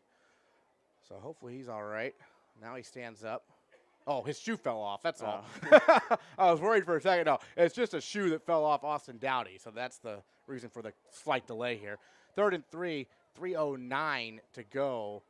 And so what do I think I'm going to see on 3rd and 3 from the Oxford Hills Vikings? I think they'll just run it. Emerson Brown. I was going to say trap or a quick slant or a quick out if they decide to throw it. But I'm either trap or some sort of power, most likely. Brown to the right of Carson. He's got trips to the right. Slicer in the slot. 3rd and 3. They will throw. It's now they'll run it. Colton Carson in the midfield. He was tripped up, but he still falls forward all the way to the 41 of Edward Little on a 1st down. So they did run it after initially looking like they were going to throw, and Colton Carson moves the chains as Giles Parody got a hand on him, and it slowed him down, but he still stumbled forward and got the 1st down and then some. If Parody hadn't tripped him a little bit, he might still be running. And he let that QB draw develop a little bit more. Like I said, he didn't rush it. And he's had 2 big gains off that now. Bonang in motion. They'll hand it off. Here's Emerson Brown running between the tackles down to about the 37-yard line. So a nice gain there on 1st down. About 5 yards for Emerson Brown. 2nd and 5 coming up for the Vikings, who lead 14-0, 2:24 remaining in the 1st half. Pruitt is on the near side. Slicer's on the near side in the slot. Worcester in the slot far side, and Turner on the far side as the wideout. Brown to the right of Carson on 2nd and 5. They'll throw it into the flat for Cam Slicer. He's got it, and he's driven out of bounds just shy of the 30-yard line. Very close to a 1st down for Cam Slicer. They're all the way on the other side of the field, though, so. That's going to be a 1st down. It is indeed. First down, Vikings at the 31-yard line of Edward Little. And they are just matriculating the ball down the field again. 2 minutes remaining in the half. Vikings up 14-0 against the defending Class A North champs, Edward Little, at least in the regular season last year. 3 wide receivers. Slicer in motion. It's Emerson Brown on the run, and that time there wasn't much. Big number 66, Kevin LaChance, another senior, 5'10", 204 pounds, stopped him. EL sent quite a bit of pressure up the middle there, so it got clogged up pretty fast. I couldn't tell if the line was recognizing that or not, but you'd think that Colton would check out of that if he, they had 2 linebackers, one on each side of the center, and they were not going to let anything get in those A gaps on either side there. 1:37 to go in the first half. It's 14-0 Vikings. There is a timeout that's been called. 2nd and 10 for Oxford Hills after no gain on that last run by Emerson Brown. And Colton Carson, we've seen at this point in the field at a 32, he's not afraid to take a strike at the end zone from here, and he's got the arm. No doubt about that. For him, I'm sure you probably agree with this, or correct me if I'm wrong, for him, it's never been about the arm strength. It's about the accuracy, and he's got the accuracy this year, doesn't he? Yeah, that's been one of the biggest improvements in his game. Probably the biggest improvement in his game this year, and that's going to help down the stretch when he's, this accurate. If he can stay this accurate all year, they could, make a pretty deep run in the playoffs. 3 wide receivers, Slicer in the near slot, Brown to the right of Carson on 2nd and 10 from the 32-yard line. EL showing blitz right now. Slicer in motion, and he'll fake it to Slicer. He'll throw it over the middle, and that time he overthrew his intended receiver, Lutzka, and it is intercepted down the near sideline, staying in bounds. Devontae Scott to the 35. He's dragged down at the 30-yard line of Oxford Hills by Emerson Brown, but Devontae Scott with the interception for EL, and it's the announcer's curse, Tasker. We were just complimenting Colton Carson on his improved accuracy, and he threw that way over everyone's head except for the safety, Devontae Scott. Well, he had a lot of pressure coming. He was, kind of rolling to the right on that jet option, and looked like he threw it off his back foot a little bit, so it floated out there, went over Luke's head, and right into the hands of the defender. So Scott with the interception. And EL has good field position now at the Oxford Hills 28-yard line. But can Leighton Girardin and this offense get anything going against this stout Viking defense? Girardin in the shotgun, takes a snap, rolls to his left. Pressured by Worcester and company, throws it back across the field, incomplete, overthrew the intended receiver, Josh Hamill. And that will bring up 2nd and 10 with 1:17 to go in the half. Red Eddies trail 14-0, but a big opportunity here after the interception by Scott. We'll see if the defense can put that philosophy into use. Bend, don't break. This is the perfect type of situation to illustrate that. Girardin has trips to the left. His lone wide receiver to the right is Yarnovich on the near side. Kaiser in the backfield with Girardin. They put a man in motion. That is Knight. Takes a snap, back to pass, has a clean pocket. Yarnovich dropped it into the hands of Turner, who dove, and Turner makes the interception. Alex Turner, the all-conference defensive back, returns the favor, and he picks off the pass from Girardin. I guess they didn't feel like bending there either. They want to get it right back. And that pass might have been a little off, but Yarnovich just went right through his hands, frankly, and into the hands of Turner, who just dove and caught it. So, the teams trade interceptions. Vikings lead 14-0, 1:11 to go in the half. Let's see if they try to be aggressive here. 1st and 10 from their own 23-yard line. They got 4 wide receivers, trips to the right. Carson in shotgun, takes the snap. Back to pass. He'll throw it into the flat for LaFrance. LaFrance makes the catch. LaFrance down the far sideline. And out of bounds, out across the 30 to about the 31-yard line. Nice gain that time by Parker LaFrance. With LaFrance, you could tell he was going for the sideline there. I'm going to say they're probably going to be aggressive right down to the end of this half. They want to put another score on the board just to make it clear what their intentions are. They spot the ball just shy of the 30, where he stepped out. 2nd and 3 after a 7-yard reception, 1:04 remaining in the half. Trips to the left this time. 4 wides. Carson in the gun. Takes a snap. Back to pass. Clean pocket. Throws near sideline. Diving catch that time by Pruitt. And a first down to the 41-yard line. Johnny Pruitt again. That moves the chains. Oxford Hill still in their own territory, but a nice catch by Pruitt. And that route there takes a little time to develop. I don't know if EL's going to get the guy off the field. They do, barely. As Carson takes a snap. Clean pocket, near side, complete. J.J. Worcester out of bounds. Did you see LaFrance's block in the backfield? That was a nice hit there. He popped him. Yeah, initially I was watching big number 66, Kevin LaChance, desperately try to get off the field for EL. He did. And then a near side pass to Worcester, helped out by a big block by Parker LaFrance. Worcester got out of bounds just into EL territory. They are just shy of the first down here. 2nd and inches, 48 seconds left in the half. Vikings up by 14, looking for more. Carson looking to pass on 2nd and short.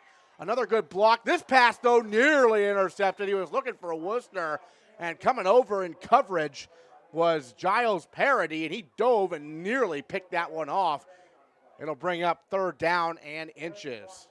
That's another mistake, just like he made before. It almost got picked off again, where he's rolling to the right and trying to throw back across to the left side. That's something that, as a quarterback, you got to keep yourself from doing, because you're throwing right into the teeth of the defense, and that usually doesn't pan out very well. 43.6 seconds left in the half. They have it 3rd and short from the 49 of EL.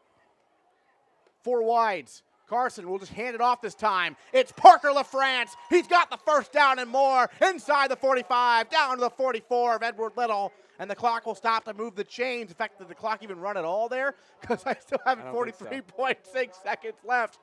The officials probably keep it timing on the field separately. But, yeah, the clock did not even move. They might be having some issues over there. All right, let's see here. Oh, now it's running. Now it's running, all right. Carson back to pass. Another good block by LaFrance. Throws it deep down the far sideline. I mean, he was going for it all, but it's incomplete. Intended for Cam Slicer. I don't know how he missed him there. That was a beautiful ball. It looked like it was dropping in right over his shoulder, but must have been just, a little bit too long for him. Yeah, I mean, he threw that ball almost 40 yards just in the air, and it was just a little bit over the head of Slicer. And he threw it from this hash to the far sideline. Right. Yeah, so even farther than if he threw it straight down the middle. Certainly he had to angle that one. All right, well, now you got 32.8 seconds left according to the scoreboard. 2nd and 10 from the EL 44-yard line. 4 wide receivers trips to the right for Carson. Up 14-0, looking for more. Here comes the blitz again. Carson rolls to the right, and he's in trouble. He spins out of the defender's grasp, still on his feet, settles his feet, throws. He's got a wide-open Pruitt, but he misses him. It's incomplete. Oh, Little too far, but I mean, Pruitt was open. What a job by Carson just to escape that pressure in the first place. I did not think he was going to get out of that. He didn't even mean to do the spin move. I think he got slung into it by the defender, but helped his momentum, and he found his place pretty quick coming out of that and delivered a pretty good ball down the field to Pruitt. It was just a little bit too far. That was nearly a spectacular play, and Pruitt checks out now on 3rd and 10 from the 44-yard line of EL. Only 21 seconds left in the half. Vikings up 14-0. Carson back to pass. Has time. Throws far side. J.J. Worcester with the catch. Still on his feet, out of bounds on the far sideline. Inside the 35. And the clock stops with 14 seconds to go. They'll have a chance here to try to add to that lead. He gets the first down to the 33-yard line of Edward Little. And most importantly, he got out of bounds, Tasker. Yeah, that's what he was going for there. He got the first down and stepped out less than a yard after that. So he got what he wanted, and he stopped the clock. Pruitt back in. He's split out wide to the left. Slicer in the slot, 4 wide receivers. Colton Carson with 14 seconds left takes the snap. Back to pass. Throws over the middle. Worcester again. He's got it, but it's over the middle to the 20-yard line. Clock will stop to move the chains, but there's only 7.5 seconds left in the half, and Worcester comes up a little Coach Soren called a timeout. limping here, and they did call timeout. They still had a timeout remaining. Worcester limping off the field a little bit here, under his own power, though. Another catch for J.J. Worcester. And they'll probably have 1, maybe 2 shots at the end zone here. They're probably going to – what's going on over there with the Is there an refs? official? Did he pull a hammy? Yeah, there's an official bending at the waist on the far side of the field, and they are calling for a trainer. He might have gotten hit by someone. That was right around the area where Right. the crossing route was coming. Yeah, and they're not wearing pads. Right, So right. if they run into one of these Vikings or Red Eddies, it hurts. I think what we're going to see coming out of this timeout is they're going to take a shot for the end zone, and then if they don't get that, you're going to see the field goal unit come out. That's with They're the 20-yard line, so that'd be about almost a 40-yard kick. He's got the leg for it. 38-yard field goal. I mean, last year we kicked a 37-yard field goal against Wyndham with Dawson, but Dawson's leg wasn't much more than Yannick's, and Yannick is, really accurate. That'd be interesting to see if that ends up happening. The official is not even standing up now. He's kind of on his hands and knees on the far side of the field. So hopefully he's okay. Are they trying to fix a divot or something? What's going on here? I think he was just trying to fix a divot there in the grass. And some grass got torn up. I don't know why Jillian, the trainer, got called out there. Right. Well, the official was definitely in pain, and now they're kind of looking over. Oh, maybe he stepped in it, twisted his ankle Right. or something. Now he's filling it. Yeah. It's quite possible he twisted ankle or something. Are they looking for something now? That appears to be the case. It's like, was his whistle? Did he drop his whistle? Honestly, you never know. That's crazy down there on the field. Now everyone dispersing, and I think we're going to play on here. 7.5 seconds remaining in the first half. Vikings lead the Red Eddies 14-0. Colton Carson has a 2-yard touchdown run. J.J. Worcester has a 29-yard touchdown reception, and Oxford Hills being very aggressive. They are not satisfied with a 14-0 lead. They are looking for more here. Carson threw an interception on their last drive, but Alex Turner picked off a pass on the other end, and the Vikings are right back in business here. But they only have 7.5 seconds left at the Edward Little 20 to get some points on the board here in the first half. They're already up 14-0, though. We've had a bit of an extended delay. Yeah, it's been a pretty long time out. I wonder if we can get some intel from Matty B if he's still here. I don't know if he. Want to give a shout out to Nick Perry, broadcast partner last couple of years, listening into this one. I'm doing mostly Lewiston games this year. However, this week we're not airing Lewiston's games, so we're here Oxford Hills versus Edward Little. But for the rest of the year, you'll probably hear me on Lewiston games. You'll hear Nick Perry on the airwaves as well, though, of course. As we cover Oxford Hills, we cover Lewiston, we cover Edward Little, Wyndham sometimes. Lucy Media's got you covered on 92.7, 96.9. That's what this game's airing on, but also 100.7. We air Mountain Valley games on there. Yep. They're going to kick it right now. This is going to be quite the attempt here, about a 37-yard field goal. And it's blocked. It's got partially blocked, and this can be returned by Knight. Knight running on the far side. He's got some daylight. Lutska has the angle if he can chase him down. Knight cuts back, and now he is lifted up and driven down.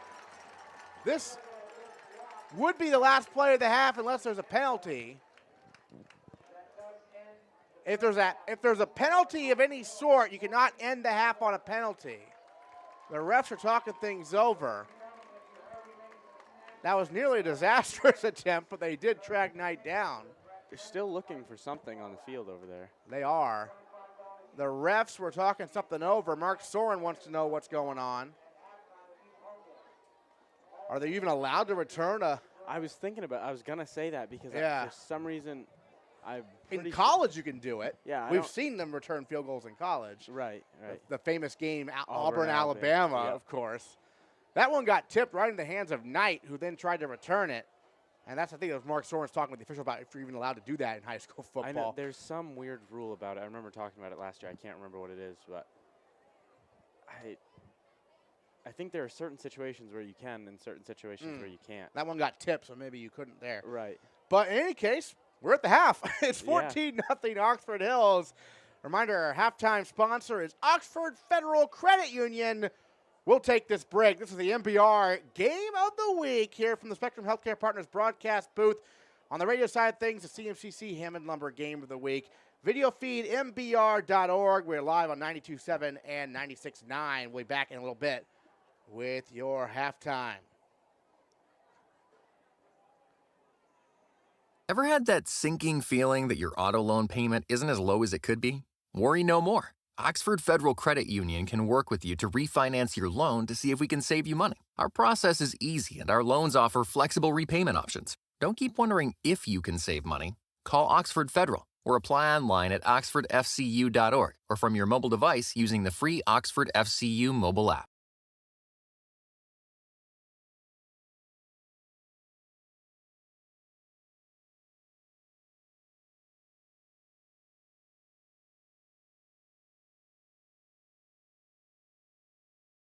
Winter People Athletics creates custom athletic apparel, including team uniforms and spirit wear. They support team sports programs by offering a variety of clothing and other merchandise which can be personalized with team logos, player numbers and names, and various other options. They can also provide innovative custom screen printing and embroidered apparel to create fun and engaging fan and booster items to sell for your team fundraising efforts. Call Steve Haynes, athletic apparel consultant, at 207-869-6019 or online at winterpeople.com. From the front office staff to the medical technicians and the doctors,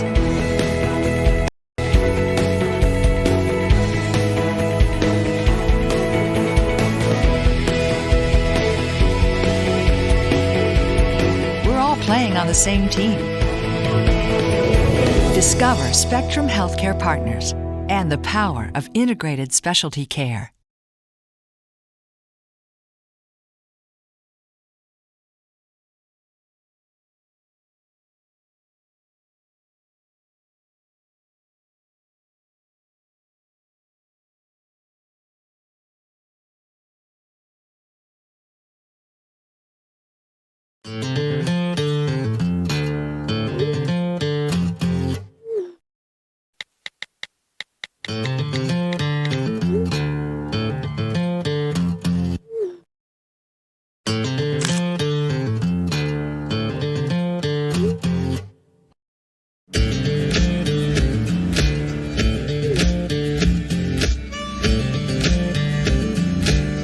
Get your own truck, only at Goodwin Chevrolet. Our goal here at Maine Athletic Fundraising is to raise your program or group the most amount of money possible in the shortest amount of time, hassle-free. Over the last 3 years, we've been able to raise over $10,000 every year, which has really allowed us to get the extra stuff the kids really need to run a successful program. One of our biggest goals at Maine Athletic Fundraising is to really develop a relationship on the ground with the coaches, the community, and the boosters that are involved, and help bring them together and understand how important it is to fundraise.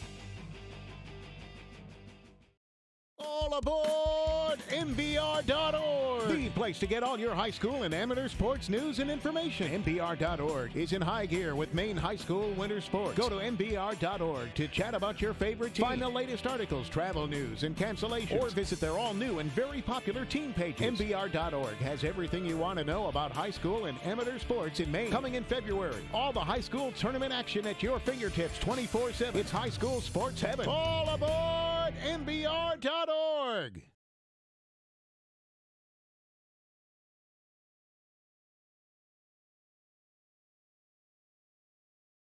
Ortho Access is an orthopedic walk-in clinic, and it's the only one in the state of Maine. It's designed to sort of meet patients where they are, so meet our patients and our community's needs. I bring the patients in and I'll do the initial triage, kind of get their history of what happened, determine what body part hurts, and figure out what medications they're on, kind of their background information.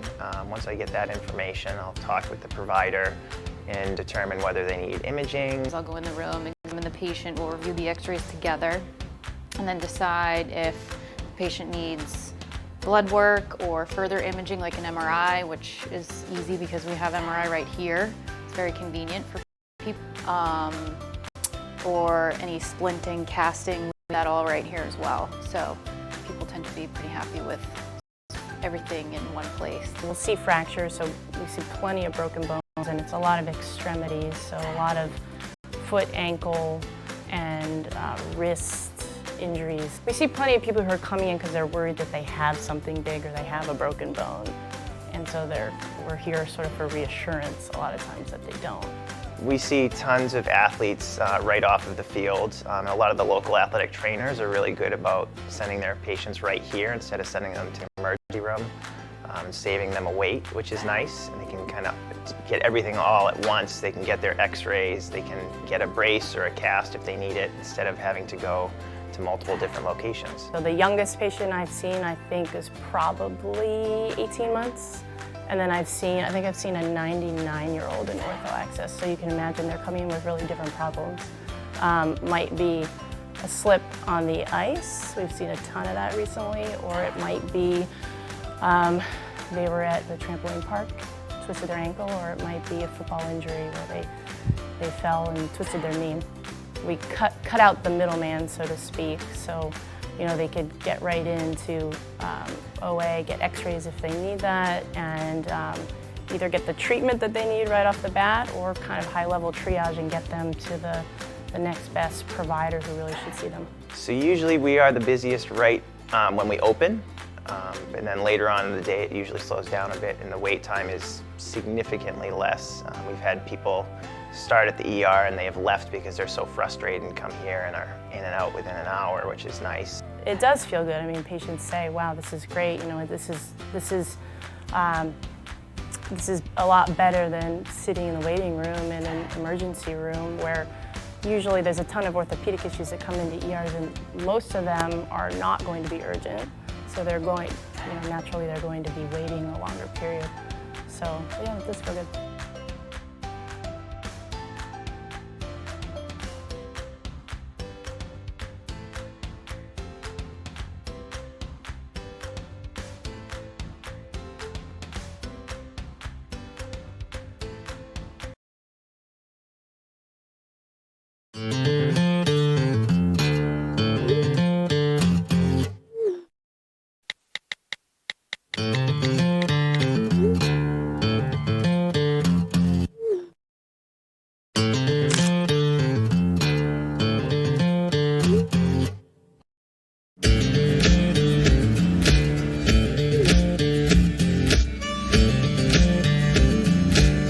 Get your own truck, only at Goodwin Chevrolet.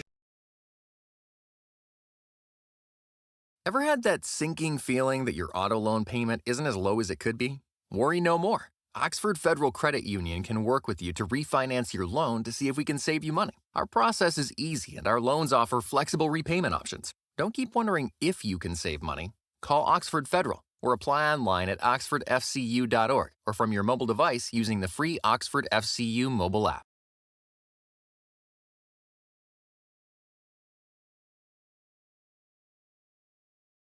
Winter People Athletics creates custom athletic apparel, including team uniforms and spirit wear. They support team sports programs by offering a variety of clothing and other merchandise which can be personalized with team logos, player numbers, and names, and various other options. They can also provide innovative custom screen printing and embroidered apparel to create fun and engaging fan and booster items to sell for your team fundraising efforts. Call Steve Haynes, athletic apparel consultant, at 207-869-6019 or online at winterpeople.com. Full Court Press is on your team. Full Court Press is more than just a coffee shop. Some of their print services include color copies, black and white copies, posters, bindings, calendars, cards, business cards, and every door direct mail. They're located at 855 Main Street in Westbrook. Call them today at 207-464-0002 or request an estimate, place an order, and much more on their website at fullcourtpress.biz. That's fullcourtpress.biz. When you need a copy shop to bring the heat, it's time to hire Full Court Press. Our goal here at Maine Athletic Fundraising is to raise your program or group the most amount of money possible in the shortest amount of time, hassle-free. Over the last 3 years, we've been able to raise over $10,000 every year, which has really allowed us to get the extra stuff the kids really need to run a successful program. One of our biggest goals at Maine Athletic Fundraising is to really develop a relationship on the ground with the coaches, the community, and the boosters that are involved, and help bring them together and understand how important it is to fundraise. On the video side of things, we're on MBR.org. We are live in the Spectrum Healthcare Partners broadcast booth. It's the MBR Game of the Week. We're also on 96.9 The Ox and 92.7 Maine's Big Z. Edward Little versus Oxford Hills. We are at halftime here at the Gwine Athletic Complex, and at the half, it is 14-0 in favor of Oxford Hills. And Tasker, you know, Oxford Hills has mostly dominated this game. They've now shut out opponents for 6 straight quarters to start this season, but it's still only a 2-score game. So, I mean, they got to not relax or anything like that. They got to keep the pressure on. You saw at the end of the first half, they wanted to get that third score, just couldn't quite get things to go their way. Right. So that's what I'm hoping to see in the second half is that, you know, they can keep their foot on the gas and finish this, because you don't want it, you know, within 1 or 2 scores in the fourth quarter against an EL team like this, because, you know, they've had some really surprising comeback wins in the past. And so it's easier to just get the scores out of the way now, get it done early, keep your foot on the gas, and finish them off. What have you noticed out there on the field in the first half? What are some major observations about both these teams, what you've seen from them on the field? Well, I mean, the defense for Oxford Hills, you see it every week, but, you know, especially this season, shutting out opponents for 6 straight quarters, you can't miss it. But also on the offensive side, just so much more consistent than what we're used to seeing, and it's good to see that. Certainly. And then Edward Little, I mean, if you're EL's coach Dave Sterling, what are you telling your team if you're Edward Little at halftime? They've got to start winning the battle at the line of scrimmage. That's where it all starts. So those big guys got to get it going up front, and they've got athletic receivers and backs that when they get in space, they can put some moves on and get to the end zone. So it's got to all start up front, though. 14-0, Oxford Hills on top at the half. Halftime show brought to you by Oxford Federal Credit Union. We'll be back in a bit with the third quarter of action. Don't go anywhere. Big rivalry, Edward Little, Oxford Hills. Anything can happen. Second half coming up here on MBR.org and on 96.9 The Ox, 92.7 Maine's Big Z. Ever had that sinking feeling that your auto loan payment isn't as low as it could be? Worry no more. Oxford Federal Credit Union can work with you to refinance your loan to see if we can save you money. Our process is easy, and our loans offer flexible repayment options. Don't keep wondering if you can save money. Call Oxford Federal or apply online at oxfordfcu.org or from your mobile device using the free Oxford FCU mobile app.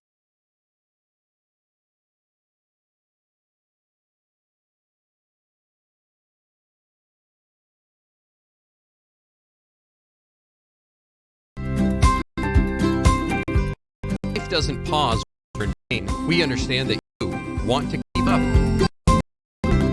Don't stay sidelined from making some of life's best memories. Visit the orthopedic specialists at Spectrum Healthcare Partners. We're here to keep you out there.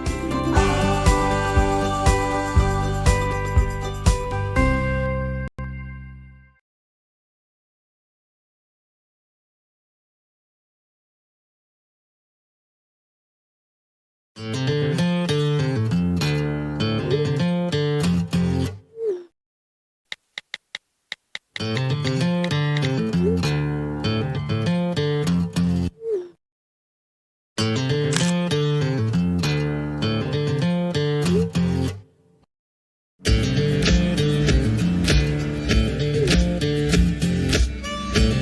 you're hurt at work, at home, or on the field, you may think you only have two choices. Visit the ER or wait weeks for an appointment with a specialist. But who has time to wait?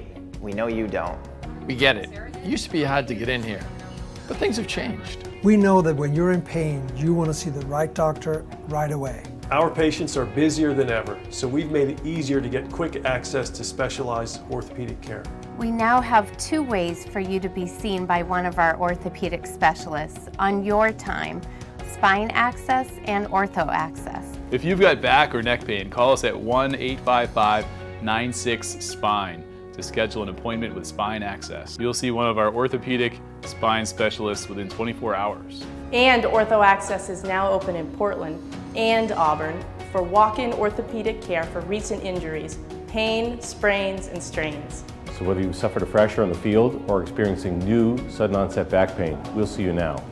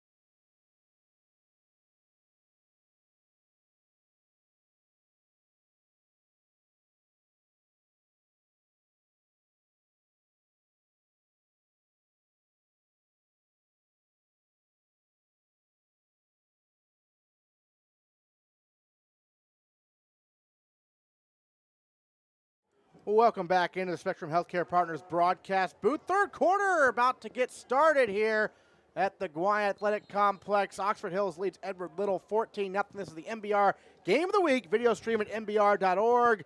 Live on the radio, 92.7 Maine's Big Z at 96.9. The Ox. Here's the kick.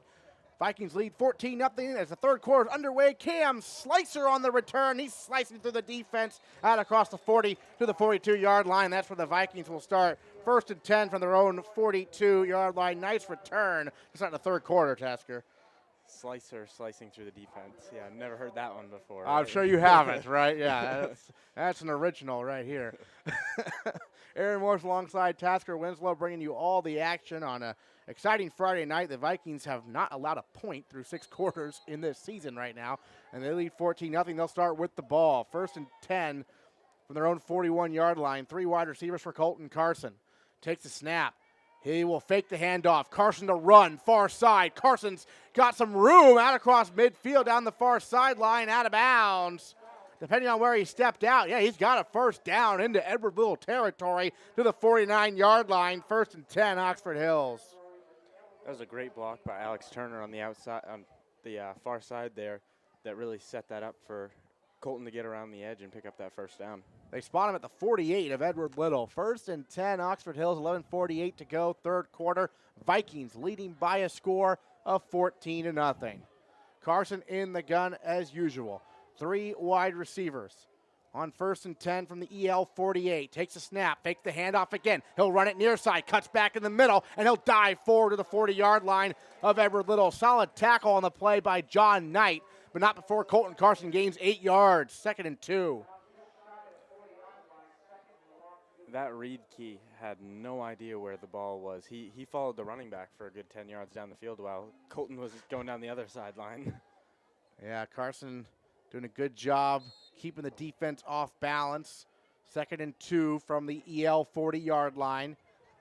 He's got Pruitt on the near side, split out wide. 3 wide receivers, Slicer in the slot to the left. Slicer now in motion. And Carson this time will hand it off up the middle. Emerson Brown, no gain that time, as first man there was Dawson Tracy, a senior defensive lineman, number 58, with the tackle that time. It'll bring up 3rd and 2 for the Vikings. Parker LaFrance will check in for Emerson Brown. Some physical runners, though, LaFrance and Brown in that backfield. They don't really have like the speed back like Dawson Stevens like they did in the past, but they've got 2 guys who will just run you over. 3 wide receivers here. Carson, make it 3 guys who will run you over. And there goes Colton Carson. He'll take it all the way to the house. 40 yards and a touchdown for Oxford Hills. He was untouched on that. Perfect block by Parker LaFrance, and it was wide open up the gut. He took off. There was no one within a 20-yard bubble of him. Yeah, I said 2 guys who will run you over. I meant Brown and LaFrance. Colton Carson just ran right through that defense. No one touched him, as you mentioned. My goodness. Yannick Lutzka on for the extra point. 10:23 to go in the 3rd quarter. Extra point for Lutzka is up. It is good. And with 10:23 remaining in the 3rd, Oxford Hills has taken a 3-touchdown lead. They lead the Edward Little Red Eddies by a score of 21-0. We'll take a quick break here on the MBR Game of the Week, live from the Spectrum Healthcare Partners broadcast booth on 92.7 and 96.9. The Ox. All aboard MBR.org, the place to get all your high school and amateur sports news and information. MBR.org is in high gear with Maine High School winter sports. Go to MBR.org to chat about your favorite team. Find the latest articles, travel news, and cancellations. Or visit their all-new and very popular team pages. MBR.org has everything you want to know about high school and amateur sports in Maine. Coming in February, all the high school tournament action at your fingertips 24/7. It's high school sports heaven. All aboard MBR.org.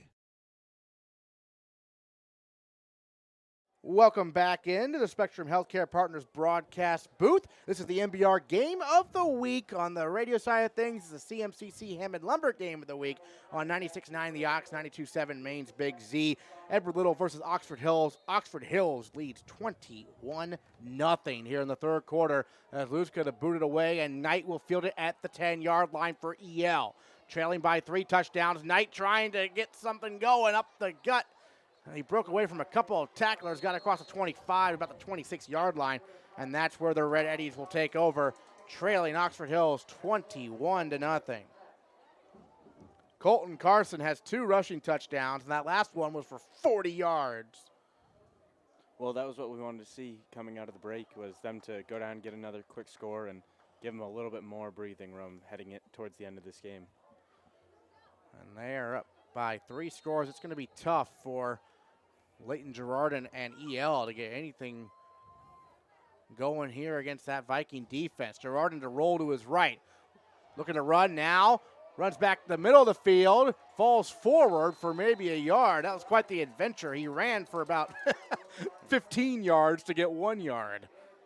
And one of his teammates in the Sun Journal compared him to like Johnny Manziel, the way he just runs all over the place, and you kind of don't know where he's going sometimes, and it's a little nerve-wracking, they said, but it typically worked. Well, it worked against Bangor. Oxford Hills, different beast right now, and it's 21-0 Vikings here in the 3rd quarter. 9:42 remaining in the 3rd as Girardin in the gun. He's got 4 wide receivers. Kaiser is running back to his left, puts a man in motion. That is Hamill. Takes a snap, back to pass. He'll throw off the hands of Knight and incomplete. And he's had a few of his receivers drop some passes today. That brings up 3rd and 9, 9:27 remaining 3rd quarter, 21-0 Vikings. That's really out of character for, an EL football team. But I don't know. It's, like you said, they're seniors, a lot of seniors on this offense, but they haven't had much experience just because of who was in front of them. Last year, a banner year for Edward Little. Both their basketball teams won state championships. Their football team finished 1st in Class A North in the regular season. But how'd their baseball team do? Good? I didn't really track their baseball team, so do you know, or is that a rhetorical question? They're always good. Yeah. So 5 wides here for Girardin. running up the middle this time. He's got some good blocking. He gets across the 35 to right around the first down marker, actually, and I think he got it based on where they're standing. Right across the 35 to about the 36, and that will indeed move the chains. 1st and 10, EL. Good run by Girardin. Did a good job following his blockers that time. 4 wide receivers here, although one is basically in the backfield with them. Takes a snap, throws short, low of John Knight, who tried to dive for that one, but it drops incomplete. And that'll bring up 2nd and 10. Clock stops, 8:53 to go, third quarter, 21-0. Vikings lead the Red Eddies. Both these teams 1-0 on the season. Vikings shut out Lewiston last week. EL took care of Bangor. As Girardin in the gun here on 2nd and 10, puts Knight in motion. Takes a snap, back to pass, rolling to his left, being chased, throws on the run, and a good throw and a good catch. Out of bounds for a first down, out across the 45 to the 47-yard line. Sam LeMay, first time we've called his name, a 5'11" senior wide receiver with the catch for a first down. And it seems weird to say, but it's good to get out of bounds when you're down 3 scores. You need to preserve as much clock as possible, even here in the third quarter. I've noticed he's been a lot more accurate when he rolls out to his left. Than his right? Yeah. Right, yeah. Takes a snap, back to pass. This time he stays in the pocket, and that throw is intercepted. A diving interception by guess who? Colton Carson with the pick. Colton Carson's on pace to win every single Goodwin Chevy player of the game this entire season the way he's playing right now. Carson, his 2nd interception of the season. 1st and 10, Oxford Hills now, as he dove for that one, so he was down right away, but from their own now 43-yard line. I think he's trying to keep the number of picks he has above the number of picks he's throwing. Well, yeah, so far so good. Right. 2-1. All right. In the shotgun here, 3 wide receivers for Colton Carson and that Viking offense. Back to work. Handoff, Parker LaFrance. Running over a defender across midfield into Edward Little territory and close to a first down. He hit the truck stick button right there. Oh, yeah. LaFrance with quite the run, just shy of the first. Well, they're going to move the football. They just moved the ball into first down territory. They spotted it originally about 2 yards short, then they moved it up about 2 yards. It is very close. The refs are eyeballing it right now. First down. First down, Oxford Hills. 10-yard run for Parker LaFrance. And I mean, he just ran right over the defender, as we were talking about earlier, these physical Oxford Hills backs. He went through him. He put his head down and went through the defender. So LaFrance back there again with Carson, who's in the shotgun. He's got 3 wide receivers. Cam Slicer in the slot to the near side. Carson takes a snap. Handoff LaFrance, why not? With momentum down the near sideline, inside the 40, down near the 35, and close to another first down for Oxford Hills. I say keep feeding him. He wants to eat. Oh, he is running with some confidence right now as Parker LaFrance. Kind of had a slow start to the year against Lewiston. He only had 3 carries for 6 yards. This game has been a different story. 9-yard gain that time, 2nd and 1, Oxford Hills. 3 wide receivers again. It's LaFrance. Wow, they gave him the first down again. Originally, they spotted him short, and then they said move those chains. So a second consecutive 10-yard run for Parker LaFrance. I think we're seeing more of LaFrance, less of Brown this week because last week it was the other way. So they're probably going to alternate and get some rest that way. 3 wide receivers, Slicer in the slot to the far side. Carson takes a snap. He'll hand it off again, LaFrance. And LaFrance this time stopped shy of a first down, but he still got about 3 or 4 yards inside the 35, down to about the 33. That was a read because he pulled that. He gave that to him pretty late. Mm-hmm. He considered pulling it back. As Lutska checks in, Pruitt checks out. Turner to the far side here. Lutska to the near side. Slicer in the near slot. LaFrance to the right of Carson, who's in the shotgun. Worcester split off a little bit from the offensive line to the right. 7:42 left in the third quarter, 2nd and 7. This time they fake it to LaFrance. Over the middle. Oh, Worcester was open, but Carson's pass just off his hands, incomplete, a little overthrown. He had Turner on the far side on a corner route wide open too, but he just barely missed J.J. Worcester over the middle there. Could only get one hand on it. Yeah, Worcester almost reeled it in, but as you mentioned, only one hand, and it bounced incomplete off that hand. So 3rd and 7 from the Edward Little 33. Need to get to the 26. 3 wide receivers. Carson in the gun. Brown in the backfield this time instead of LaFrance. Carson takes the snap. Those handed off. Emerson Brown running near side. Tough running by Brown, and he's close to a first down. From here, it looks like he might be a yard short, but he's close. Nice run by Emerson Brown. They do switch it to 4th down here, so 4th and very short for Oxford Hills. You better believe they're going for it. Colton over the top. That's what I'd be willing to bet on it. Over the top as in a run or throw it over the top of the defense? Over the top as QB sneak, reach out over the top. Yeah, lines up in the gun and takes a snap. He'll run it off right tackle instead and breaks a tackle, falls forward, easily gets the first down and more. Down to the 20-yard line. Colton Carson one more time for the Vikings. First down. Hey, I mean, when he falls forward, that's an extra 5 yards right there. That's all he really needed to do right there. Exactly. So Slicer checks back in for Oxford Hills. 6:49 to go, 3rd quarter. Vikings lead 21-0. They have it 1st and 10 at the Edward Little 20-yard line. 3 wide receivers. Slicer in the slot on the near side. Colton Carson in the gun. Takes a snap. Throws in the flat. Slicer makes the catch. Slicer looking to shake a defender. He does and gets down to the 15-yard line. Nice catch and run for Slicer for about 5 yards.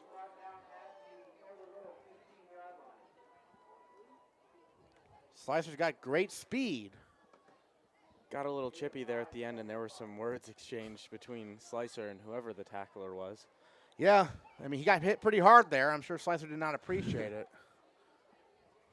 2nd and 5 from the Edward Little 15-yard line for Oxford Hills, looking to go up by 4 touchdowns. LaFrance to the left of Carson. Colton Carson to run it off left tackle. Carson to the 10. Carson dives forward inside the 5-yard line. 1st and goal, Vikings. I don't know how you stop that.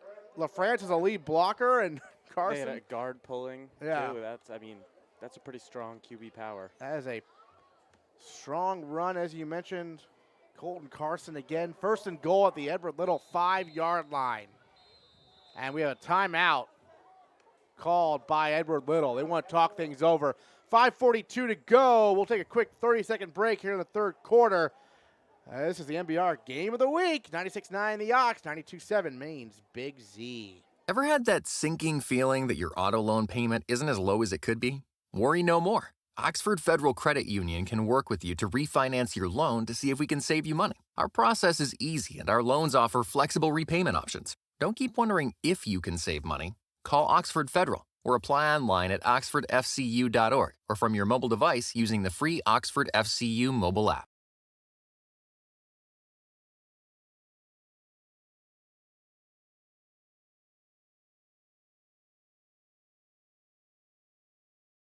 Welcome back into the Spectrum Healthcare Partners broadcast booth. It's the MBR Game of the Week. On the video side of things, video feed MBR.org. On the radio side of things, it's the CMCC Hammond Lumber Game of the Week on 96.9 The Ox and 92.7 Maine's Big Z. Aaron Morse alongside Tasker Winslow. Oxford Hills versus Edward Little. We have 5:42 to go in the 3rd quarter, and the Vikings lead 21-0, and they are looking for more out of this timeout. 1st and goal from the 5. Colton Carson in the shotgun. 3 wide receivers. LaFrance the back to his right. Carson takes the snap. Hands it LaFrance. Up the gut. LaFrance still on his feet. Dives forward towards the goal line. He is in. Touchdown. Vikings. Parker LaFrance. That's a grown man run right there for a touchdown. Wow. I thought they had him down, but I think he landed on some defenders and rolled off from him and dove for the goal line. His feet just kept churning, and he got in. It took a while for the refs to signal it, but it's a touchdown for Parker LaFrance. Well deserved. Luska on for the extra point. A little bit of a high snap. Kick is up. Kick is good with 5:35 to go in the third quarter.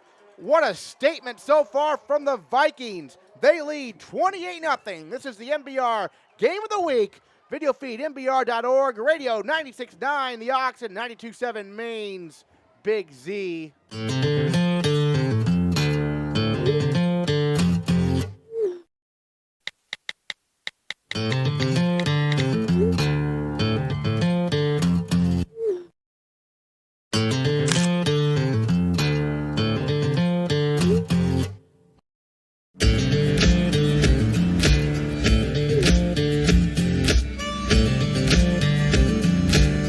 Get your own truck, only at Goodwin Chevrolet.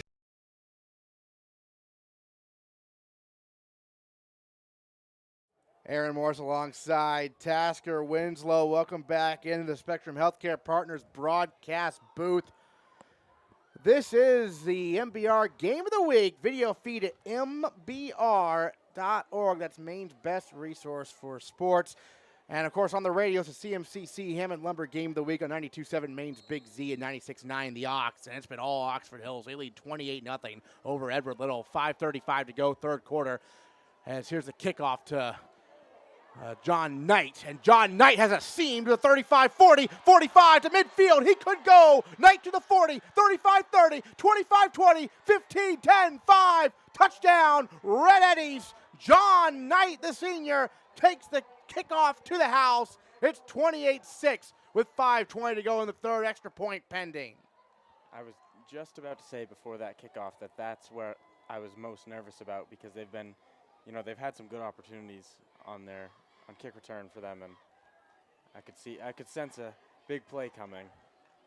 There it was, John Knight all the way. So the shutout streak is over, although you can still say the defense has not allowed a point yet this season. The special teams allowed that one as Boulay on for the extra point. The holder is Girardin, the quarterback.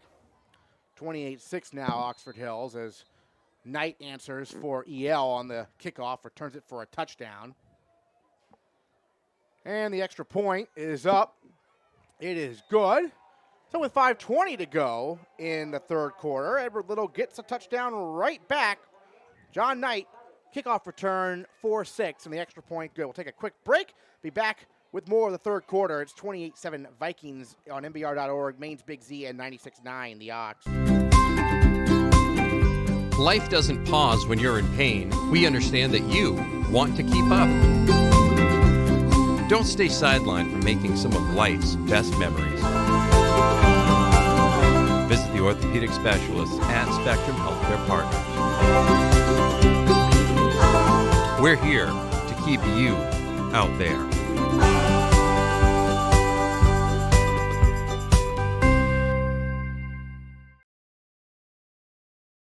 Aaron Morse alongside Tasker Winslow here in the Spectrum Healthcare Partners broadcast booth. 2 touchdowns quite quickly in this game. Parker LaFrance had a rushing touchdown, a strong rushing touchdown, 5-yard run. He had to fight through multiple defenders for Oxford Hills. And then on the ensuing kickoff, John Knight returned it for a touchdown for Edward Little. And so right now it's 28-7 Vikings lead, 5:20 to go, third quarter of action. Now Oxford Hills will receive a kickoff for, the second time today. We'll see if they can answer back here. A high kick, far side for Bonang, and Bonang fields it. He might have been able to let it go out of bounds, well, that can be kind of risky, and he'll get spun down out across the 20 to the 22-yard line. Because that does not go out of bounds, and you let it fall, it's a live ball. So right. It's kind of a... might as well play it safe and yeah. don't risk a turnover. So Bonang picked it up, didn't get much on it, but now Colton Carson, the offense, will have 1st and 10 from their own 22-yard line. And this offense has been spectacular. Last drive was all about Parker LaFrance with his running. And as you said, he deserved it. He deserved to get that one at the end because he did a lot of work prior to the touchdown, and then the touchdown was a really strong run as well. Emerson Brown, though, in the backfield here to the right of Colton Carson. He's got 3 wide receivers. Carson takes a snap. Carson will run, QB power, and Colton Carson just really hard to bring down. He'll make something out of nothing there. Got, I'd say about 5 yards on the play. They should have had him in the backfield, too. Right. So that's a great gain. Carson has been great again. He has an interception on defense. He has a touchdown pass. He has 2 touchdown runs as well today, including one that went 40 yards where he was just untouched. A lot of credit to that offensive line, of course, as well. Don't want to get the big guys up front. Don't call their names all that often, but they are so important, and they've been great again for the Vikings. All right, Carson in the shotgun here. Slicer in the slot to the left. Takes a snap, and they'll just run it again. Why not? It keeps working. Colton Carson up the middle. Keeps that clock moving and gets close to the first down. They've already changed the down marker. Yeah, I never really understood the whole, being a lineman and how much it actually takes versus how much credit they get. Right. Until I was a lineman last year for a little while. That's right. Yeah, and playing guard really gave me a different perspective, and I'm a lot more appreciative of, that offensive line now. Did you fill in at center at any point? Yes. Yes. I okay. played 2 games at center and finished the rest of the year at guard. Right. Because I remember they were like, well, our center's injured right now, so we're going to put Tasker at center. I'm like, oh, okay. Yeah. Hey, I weighed 195 pounds. I wasn't small then. There you go. Colton Carson puts Slicer in motion. They'll hand it off. It's Emerson Brown taking some punishment that time. That was a big hit from Giles Parody, a junior. Listed as a quarterback and a linebacker for them. And obviously, as a linebacker, he's quite a key player for the Red Eddies. Not much room to run that time, but maybe a yard for Emerson Brown.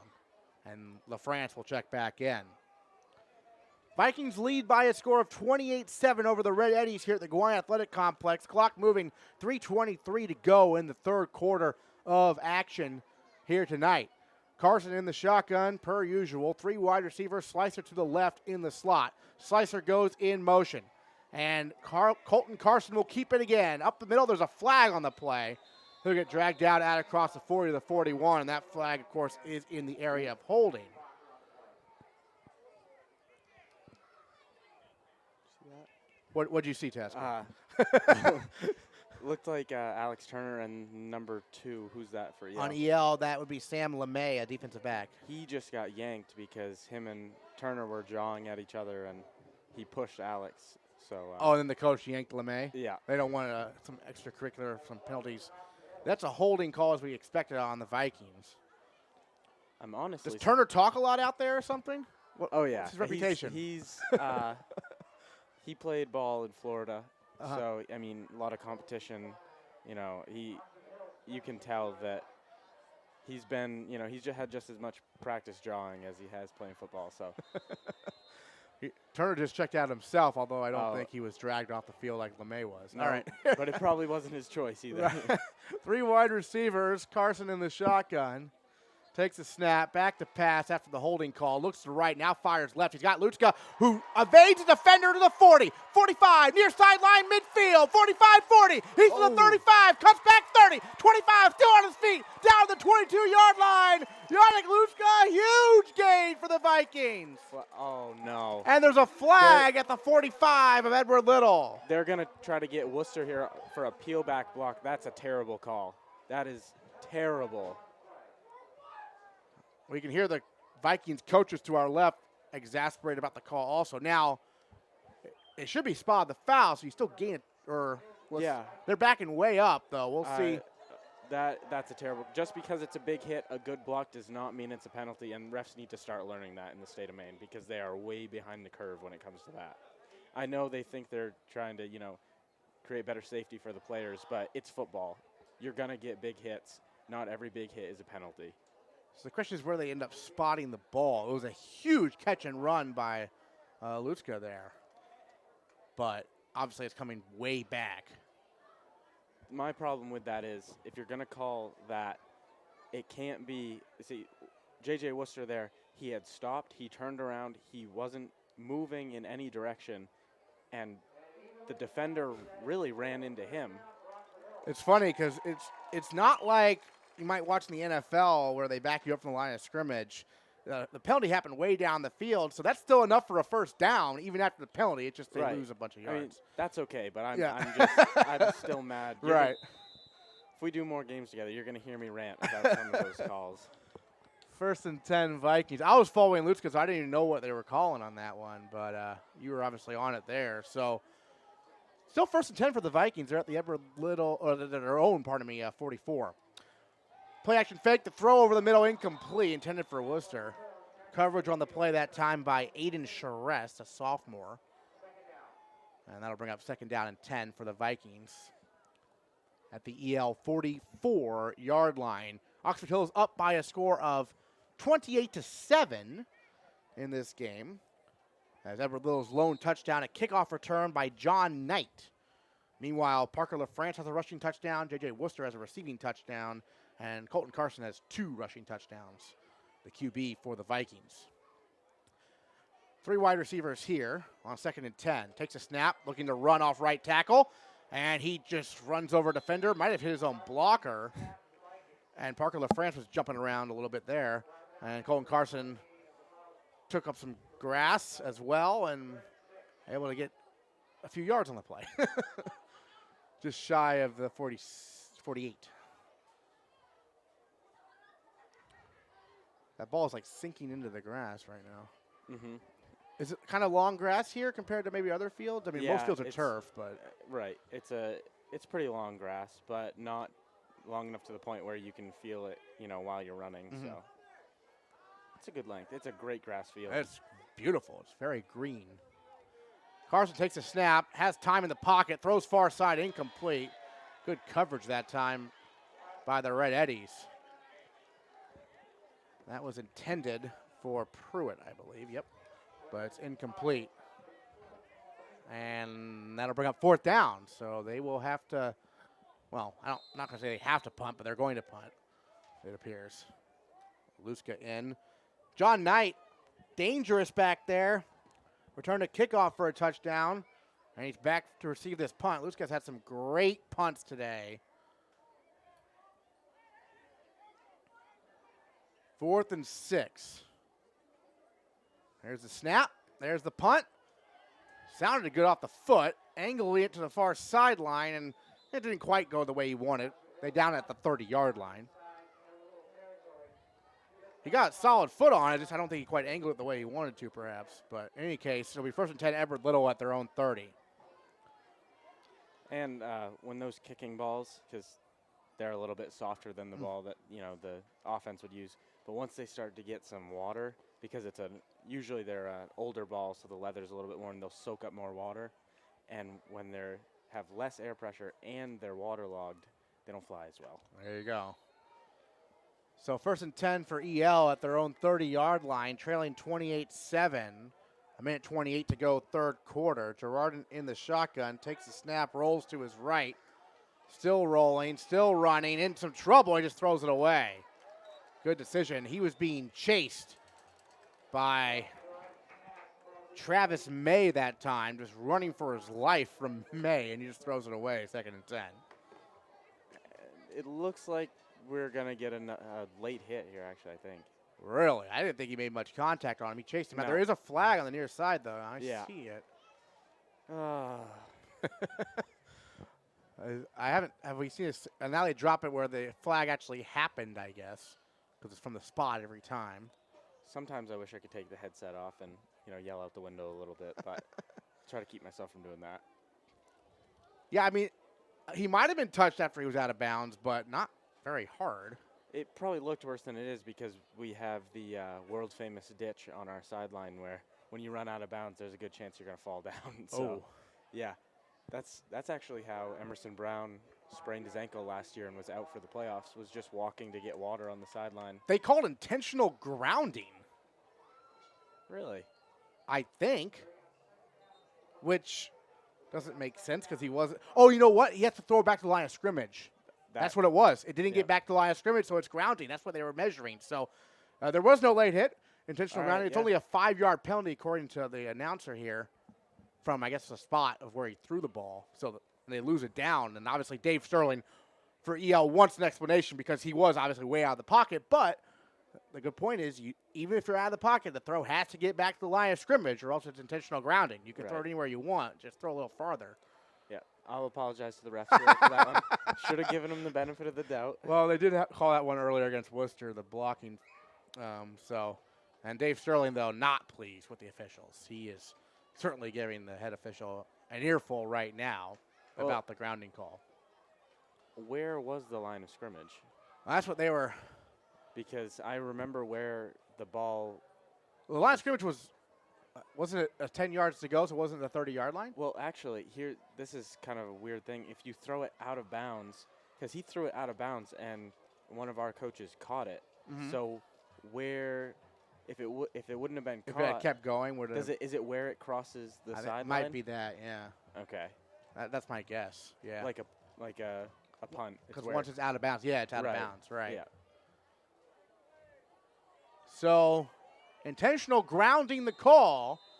Second and a country mile right now. They have to get all the way to the 41, and they are backed up inside their own 15.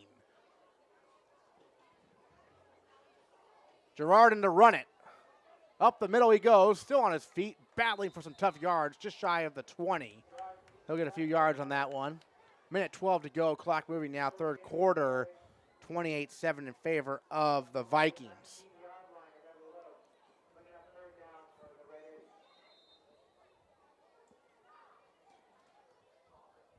Trips to the left, 4 wide receivers for Girardin on third down, inside a minute to go, third quarter. Girardin takes a snap, throws far side for Bell, and he just dropped it. That is For Knight, pardon me, John Knight. But he just dropped it. That's the 4th or 5th drop they've had on that quick flash screen to the outside receiver. And Check that. I believe it actually was meant for LeMay, number 2. But in any case, it was dropped. Yeah. So fourth down, 45 seconds remaining. Third quarter. Yeah, you're right. They've had 4 or 5 drops, and that has certainly not helped things. I mean, they weren't going to get all those yards back. So if anything, that actually kind of helps them because it stops the clock briefly. But 45 seconds left, third quarter. Bonang is standing at midfield for the Vikings, who lead 28-7. And here comes the punt. There's a flag on the play. Short The punt. punt is very short. It takes an Oxford Hills bounce and is down to the 36-yard line of Edward Lowe. That did not go very far at all. You mentioned the waterlogged and the leather. Might be a factor there. There is a penalty, though. It was thrown pretty early. They're talking to Parker LaFrance. He said LaFrance knows the rule book better than anybody, right? Oh, yeah. I guarantee he knows it better than any of these refs. He's one of those people that, you know, if his brain was filled with as much useful knowledge as it was useless knowledge, he'd be doing real good in school. Oh, he's doing good enough. Clearly, he's eligible to play football, right? Right. That's all that matters. That's all that matters. Are any of these guys looking at playing at college, like at Husson, you know, the seniors, or any higher level, even than D3, perhaps? Or Well, Austin Dowdy, he's definitely, you know, looking at some colleges. Yeah. I'm assuming Parker is going to be. JJ's going to go probably wrestle somewhere. Well, he's only a junior also, right? Oh, yeah. I forget because he's, you know, so big. He's a key player. So, in the end, I believe the penalty must have been a 5-yard one. They took it from the end of the punt. Yeah, that's what it is. Yeah. They took the 5-yard penalty against Edward Little from the end of the punt. So it's 1st and 10 Oxford Hills from the Edward Little 32-yard line, 31 perhaps. So Worcester's even better wrestler. Oh, yeah. You guys must have had a ridiculous wrestling team then with Dawson Stevens Insane. and JJ Worcester. Yeah. Yeah. State champions? Well, Dawson, JJ, Jason Parody, Zuka Maybior. It was you know, that was a great team that they had this year. Carson takes a shotgun snap.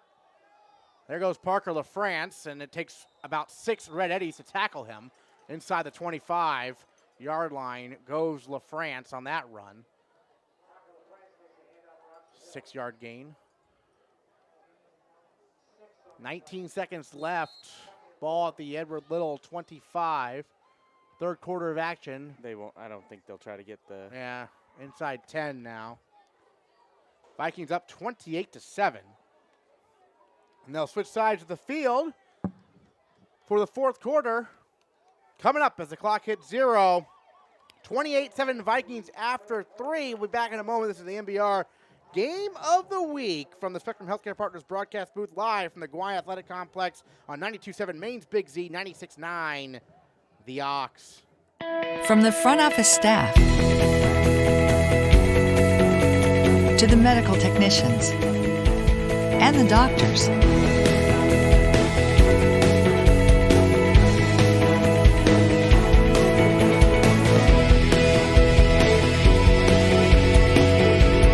we're all playing on the same team. Discover Spectrum Healthcare Partners and the power of integrated specialty care.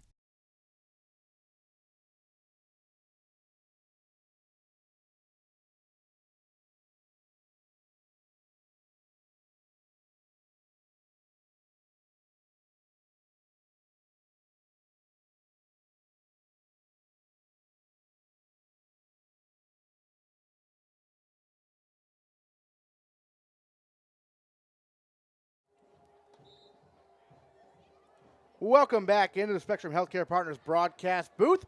The fourth quarter video stream is brought to you by Maine Athletic Fundraising. Find them at MaineAthleticFundraising.com and start raising the funds you need for your team today. Aaron Morse alongside Tasker Winslow from Oxford Hills Viking doing the color commentary today. 28-7 Oxford Hills has the lead. 2nd and 4 as we begin the fourth quarter of action. Colton Carson in the shotgun. Parker LaFrance to his right. He gives it to LaFrance running far side, and LaFrance pirouettes his way towards the first down. Very close, right at that down marker. 28-7. Vikings in command right now against Edward Little. Edward Little does have a special teams touchdown. Kickoff return courtesy of John Knight. And they will measure here as that LaFrance run was very close. This is the MBR Game of the Week. Find the video stream at mbr.org. Tyler, our cameraman, doing a great job right there in the back row of the bleachers just in front of us. Thanks to Maddie B for setting everything up here today. Tasker on the color commentary. My name's Aaron Morse, bringing you all the action. Alex back in the Gleason Media Studios, right around the corner here in Norway, just around the corner from, are we technically right now in South Paris? South Paris. Okay. I have to think Our about studios are right around the corner in Norway, but Oxford Hills High School is Right. literally like Yeah. like a neutral territory Well, almost. there's a line Yeah. in the hallway In of where the town split, and there's like a sign on the wall. Do you know the story behind that? No. It's just an interesting quirk, I guess. Yeah. But they wanted it to be neutral, and they found that was the only way they could do it. There you go. Split it right down the middle. Yep. So we were at the Guay Athletic Complex, just a block or two from Oxford Hills High School, where the Vikings have a 28-7 lead, 11:41 remaining in the game. And they are just short of the first down, so third and less than a yard here for Colton Carson and his offense. Carson takes the snap, looking to run off right tackle. He's got the first down, and he spins inside the 20 down to the 15-yard line. Easily gets the first and then some for Colton Carson. Very Cam Newton-esque with the way they can just run him that power set, and it's very tough to bring him down. Yeah, I mean, he's a big guy, similar. I mean, a little bit smaller than Cam Newton. A little bit small, but relative to his competition. Right. You know, he's got the long legs, similar running style. 6'5". Yep. All right, 1st and 10 now. From the 16-yard line of the Red Eddies. Colton Carson going to run again. LaFrance the lead blocker. And Carson just keeps those legs churning inside the 10, down to the 9-yard line. Goes Colton Carson. Vikings up 28-7, looking for more. They'll have it 2nd down.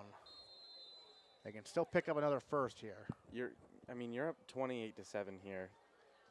I'd like to see them throw the ball here so that they know they can go through the air in goal line, well, not really goal line, but, close to the end zone type situations, because we haven't really seen much of that yet. Emerson Brown in the backfield with Carson. Slicer in motion. They'll give it to Brown. Brown's got a huge hole. Touchdown, Vikings. And Carson knew it. He signaled touchdown when Brown was about the 5-yard line. Emerson Brown, 9-yard touchdown run, and Oxford Hills leads 34-7. Extra point pending, 10:23 to go in the game. Well, Tasker, I don't think they need to throw it inside the 20. Nope, they didn't. They have what works, and that's just running the ball down the other team's throat. That was a slick counter play right there. It fooled a lot of people. Extra point from Lutska. Good. And that's going to fly all the way to the radio station. And it's 35-7 Oxford Hills after the extra point. We'll take a quick break. 10:23 to go in the game. It's all Vikings here on 96.9 The Ox, 92.7 Maine's Big Z. Video feed, MBR.org.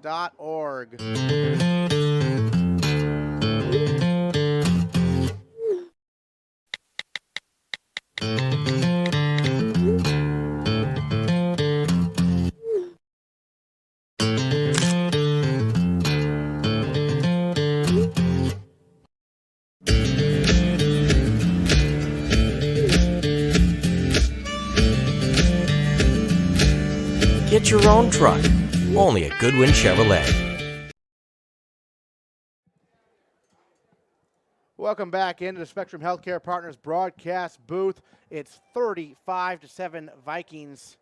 Last week they had a dominant shutout win over Lewiston, and this week they are up by 28 points against Edward Little. Here's the kick. It's a squibber, fielded at the 25-yard line, and up the middle goes Josh Hamill. They wanted to keep it away from John Knight, who had the kickoff return earlier for a touchdown for the Red Eddies, and they did exactly that with that squib kick. 10:17 remaining in the game. It's Vikings 35, Edward Little 7. Oxford Hills well on their way to most likely going to 2-0 on this young season. And they look good. They look like they're in, mid-season shape, and it's only the second game. So that's impressive. Girardin in shotgun. He's got 4 wide receivers. When's the last time Oxford Hills beat Lewiston and Edward Little in the same season? Regular season, that is. Here's a throw over the middle, incomplete, because last year they lost to both, unfortunately. 2 years ago they beat Lewiston but lost to Edward Little in the regular season. Right. Beat him in the postseason. Year before that, you guys won 2 games. I don't think they weren't Edward Little and Lewiston, right? So it was interesting to look up maybe later when's the last time they beat Edward Little and Lewiston in the same regular season, because that's what they're right now. They are 10-13 away from doing just that. It would take a miracle for it to not turn out that way. EL would certainly need to make some sort of absurd comeback. As Girardin got 4 wide receivers here, trips to the right, takes a snap. That ball is tipped. Is that Worcester or possibly big number 75, Garrett Pendexter getting a hand on it? I thought it went off a helmet, off a... Oh, might have gone off someone's helmet, yeah. It got deflected, incomplete. Yeah. Defensive line was all over things.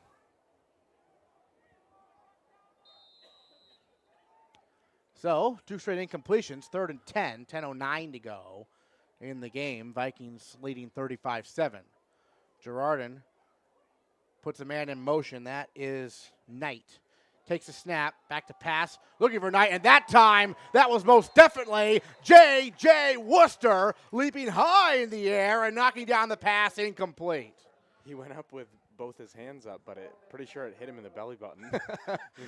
Well, he thrust both hands forward. It might just hit him right in the stomach, yeah. But in any case, J.J. Worcester anticipated that pass. Someone watched some film and knocked it down. And they have, it's 4th down, but, you're down by 28 points, so 32-yard line. A punt here says you're giving up, so they're going to go for it. Girardin has trips to the right, 4 wide receivers on 4th down and 10.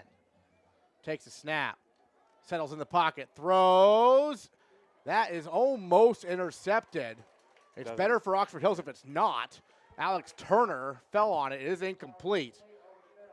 And barring any sort of penalty here, it's turnover on downs. Viking football. Turner's trying to argue I think he picked it off, but you don't want to pick it off. Hey, he wants the stat. No, he wants the stat. He wants that. He wants that 1 or 2 in the interception column. But he had one already today, right? Off the tip ball, I believe, or I think so. yeah, Turner already has one today, but almost had another. But it's better in terms of field position that he did not. Right. So turnover on downs, 1st and 10 Vikings. 10 minutes to go in the game. Brown to the right of Carson. He's got 3 wide receivers. Slicer in the slot to the left. Slicer in motion. And they fake it to Slicer. This is the same play they scored a touchdown on. And there goes Brown. Brown, far side, still on his feet to the 10. Brown dragged down inside the 5-yard line. Emerson Brown one more time for Oxford Hills. They do not have an answer for that counter play. What a run. Fake it to Slicer, give it to Brown, run against the grain to the left, down the far sideline.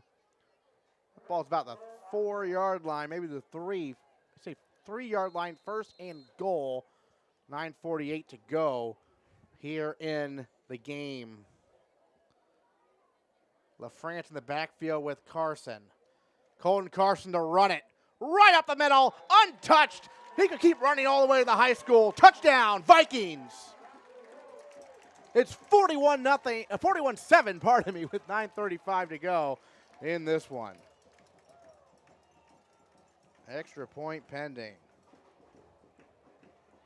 I'm already losing track of all the individuals with touchdowns, but Colton Carson has about 3 of them now. Yeah, we should have been writing them down. We should have. Yeah, well. You don't expect to see I wasn't this expecting many. this many. Right. That was not a good kick, so it's no good.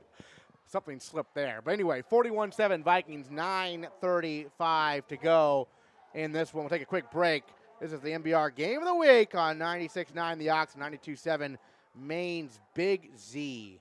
Ever had that sinking feeling that your auto loan payment isn't as low as it could be? Worry no more. Oxford Federal Credit Union can work with you to refinance your loan to see if we can save you money. Our process is easy and our loans offer flexible repayment options. Don't keep wondering if you can save money. Call Oxford Federal or apply online at oxfordfcu.org or from your mobile device using the free Oxford FCU mobile app.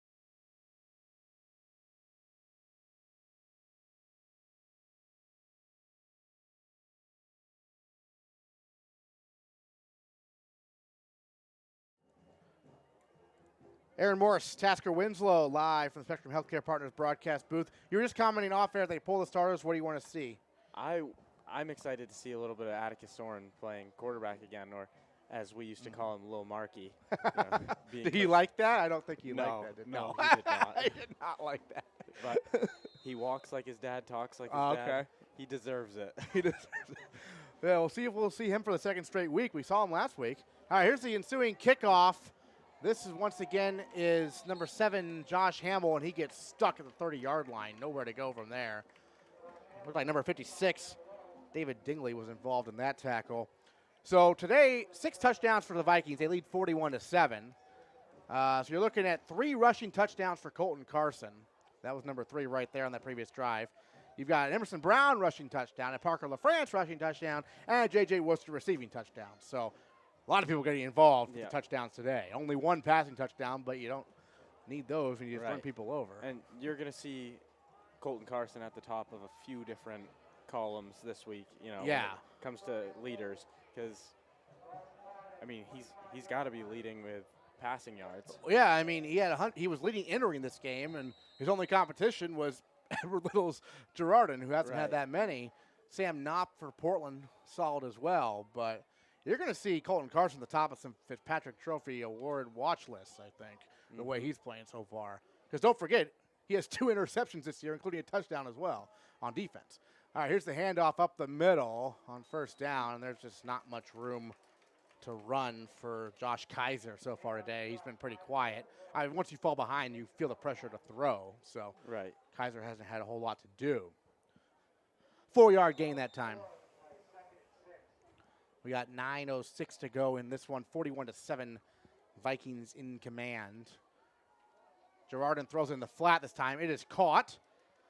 And spinning for a first down is Caleb Yarnovich. The receivers today for EL have dropped a number of passes, although that's not why they've given up 41 points. So you have to kind of mix and match if you're going to be watching film from this week. Right.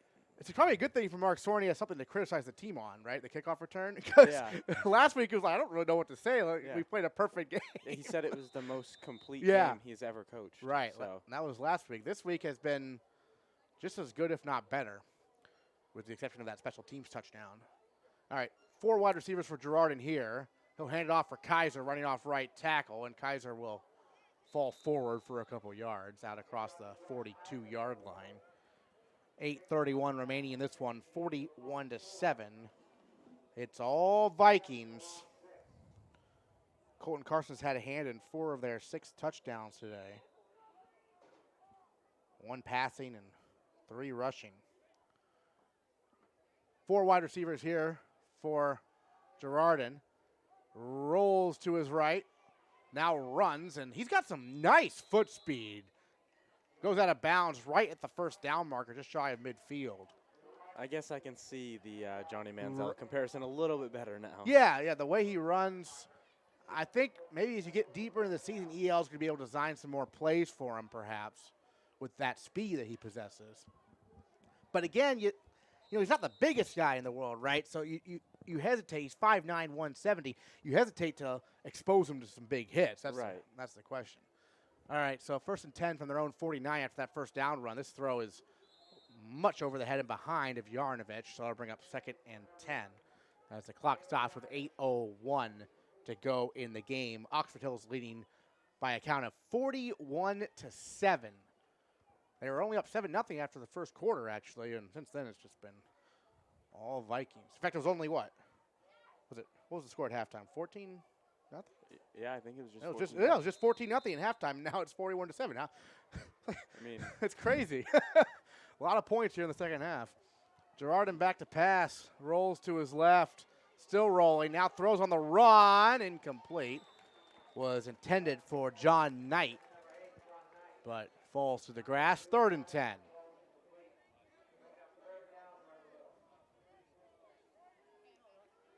Vikings shifting some personnel around as big number 75, Garrett Pendexter, 6 foot, 225-pounder, a junior, checks in. G-Pen. He looks bigger than 225, but what's Worcester? Worcester is 220. Worcester looks bigger than the 225 guys, so I don't know. Worcester on the near side, defensive end, although he's standing up here. Put a man in motion, that's Knight. This is 3rd and 10 from just shy of midfield. The pass on the near side is caught, but for almost no gain. Parker LaFrance all over that one. He brings down Josh Kaiser after a gain of 3, and that'll bring up 4th down. I expected to see a little bit bigger of a hit there when I saw Parker coming downhill at full speed, but I think he let off a little bit to just make sure he made the tackle.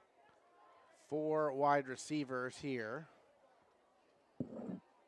Girardin throwing to the flat to Knight, who makes the catch, spins away, and on 4th down, he is shy of a first down. It'll be a turnover on downs. He's tackled right around the Oxford Hills 45-yard line. That's where the Vikings will take over with 7:13 to go in this one, and Oxford Hills in complete command. Looks like Carson's still going to be in for this drive. We'll have to wait till next one to see Lil Markey. I'm sure he enjoys his nickname now being told to the thousands of people tuning into this broadcast. Right. But so Colton Carson back out there. And we have a whistle. Edward Little just called timeout. So we'll keep it right here. I'm trying to, oh, there he is. Atticus Soren, sophomore, 5'8", 125. So he wants that Little Markey nickname taken away. Right. Weight room, right? Right. Yeah. You might have to get in the weight room. But a growth spurt could, I mean, he's a sophomore in high school. Growth spurt Right. could still be around the corner. Coach Soren said that he was built just like him in his sophomore year, and he ended up going and playing Division I football as a quarterback for South Dakota State. So it's all about, you know, you're going to hit a growth spurt at one time. At some point, just you got to wait for that. South Dakota State, that's a pretty good football program, too. Yeah. Yeah. The Dakotas have some very good FCS schools there. I always get them confused. One of them produced Carson Wentz. Yeah. I think it was North Dakota State, yeah. And Coach Soren's actually a big North Dakota fan, but he ended up going to South Dakota. Oh, interesting. So, yeah. All right, so it's still Colton Carson out of the timeout, 41-7, Vikings on top. He'll take the snap, and just give it to LaFrance, and LaFrance will get it maybe a yard. I don't think he gave that. I think Parker took it. Parker, give me the ball. The look that Colton had after. But, hey, I'm with Parker there. He probably was like, yeah, you don't need to get hurt. Let me take it. Colby Van Decker is in, younger brother of Oxford Hills alum Ryland Van Decker. Colby Van Decker is a junior. And some of the reserves now in. Colton Carson, though, still running things at quarterback as Lutska checks out. So Van Decker is the running back to the right of Carson here on 2nd and 8 after the 2-yard run by LaFrance. Van Decker up the middle, and Colby Van Decker fights his way to midfield. And he does run with the same style as Ryland, as you mentioned before. You can see that as soon as he took the ball there. I mean, he fights for every yard that he gets. And LaFrance is a senior, and Brown is a senior, so maybe next year it'll be the Colby Van Decker show here, perhaps. Don't want to look too far ahead, but Addison Brown is in. Emerson, no relation to Emerson, or no? No. I think we talked about that last week. Talk about that, yeah. Deja vu there. All right. Here is Colby Van Decker again, and that time not much room to run. In fact, he's dropped for a loss. 41-7 Vikings, 5:39 to go in this one. And for this 4th down play, they'll bring in the punting unit. 4th and 10, 5:25 to go in the game, 41-7 Vikings on top. As they will go to 2-0 on the young season.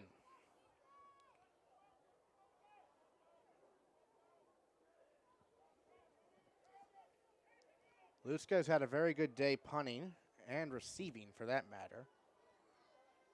Will boot it. Wow. And he uncorks one here. It's fielded by Hamill, and Hamill runs up the middle and spun down shy of the 30-yard line by Parker LaFrance, of course. And that's where Edward Little will take over.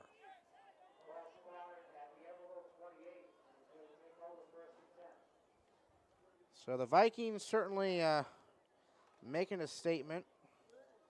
Got to figure that Portland and Cheverus will be contenders this year as well. Oxford Hills is at Sanford next week. Sound right to you? Yep. Sanford High School. I don't think they've played them the last couple of years, but they are there next week for a road game before they return home for a, am I reading this right? They're playing a Saturday afternoon game against Bangor? Yep. Okay. That should be homecoming. Okay, gotcha. Yep. Then they're at Cheverus before they host Bonnie Eagle. That'll be a test for sure. Oh, yeah. All right, here's Girardin rolling left and still on his feet.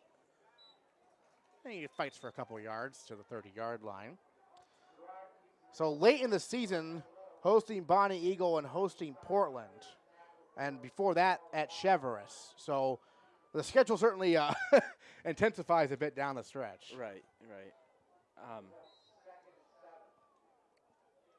Who did Bonnie Eagle play last week? I'll have to pull that up. The website's not the most user-friendly, but I'm working on it here. Yeah.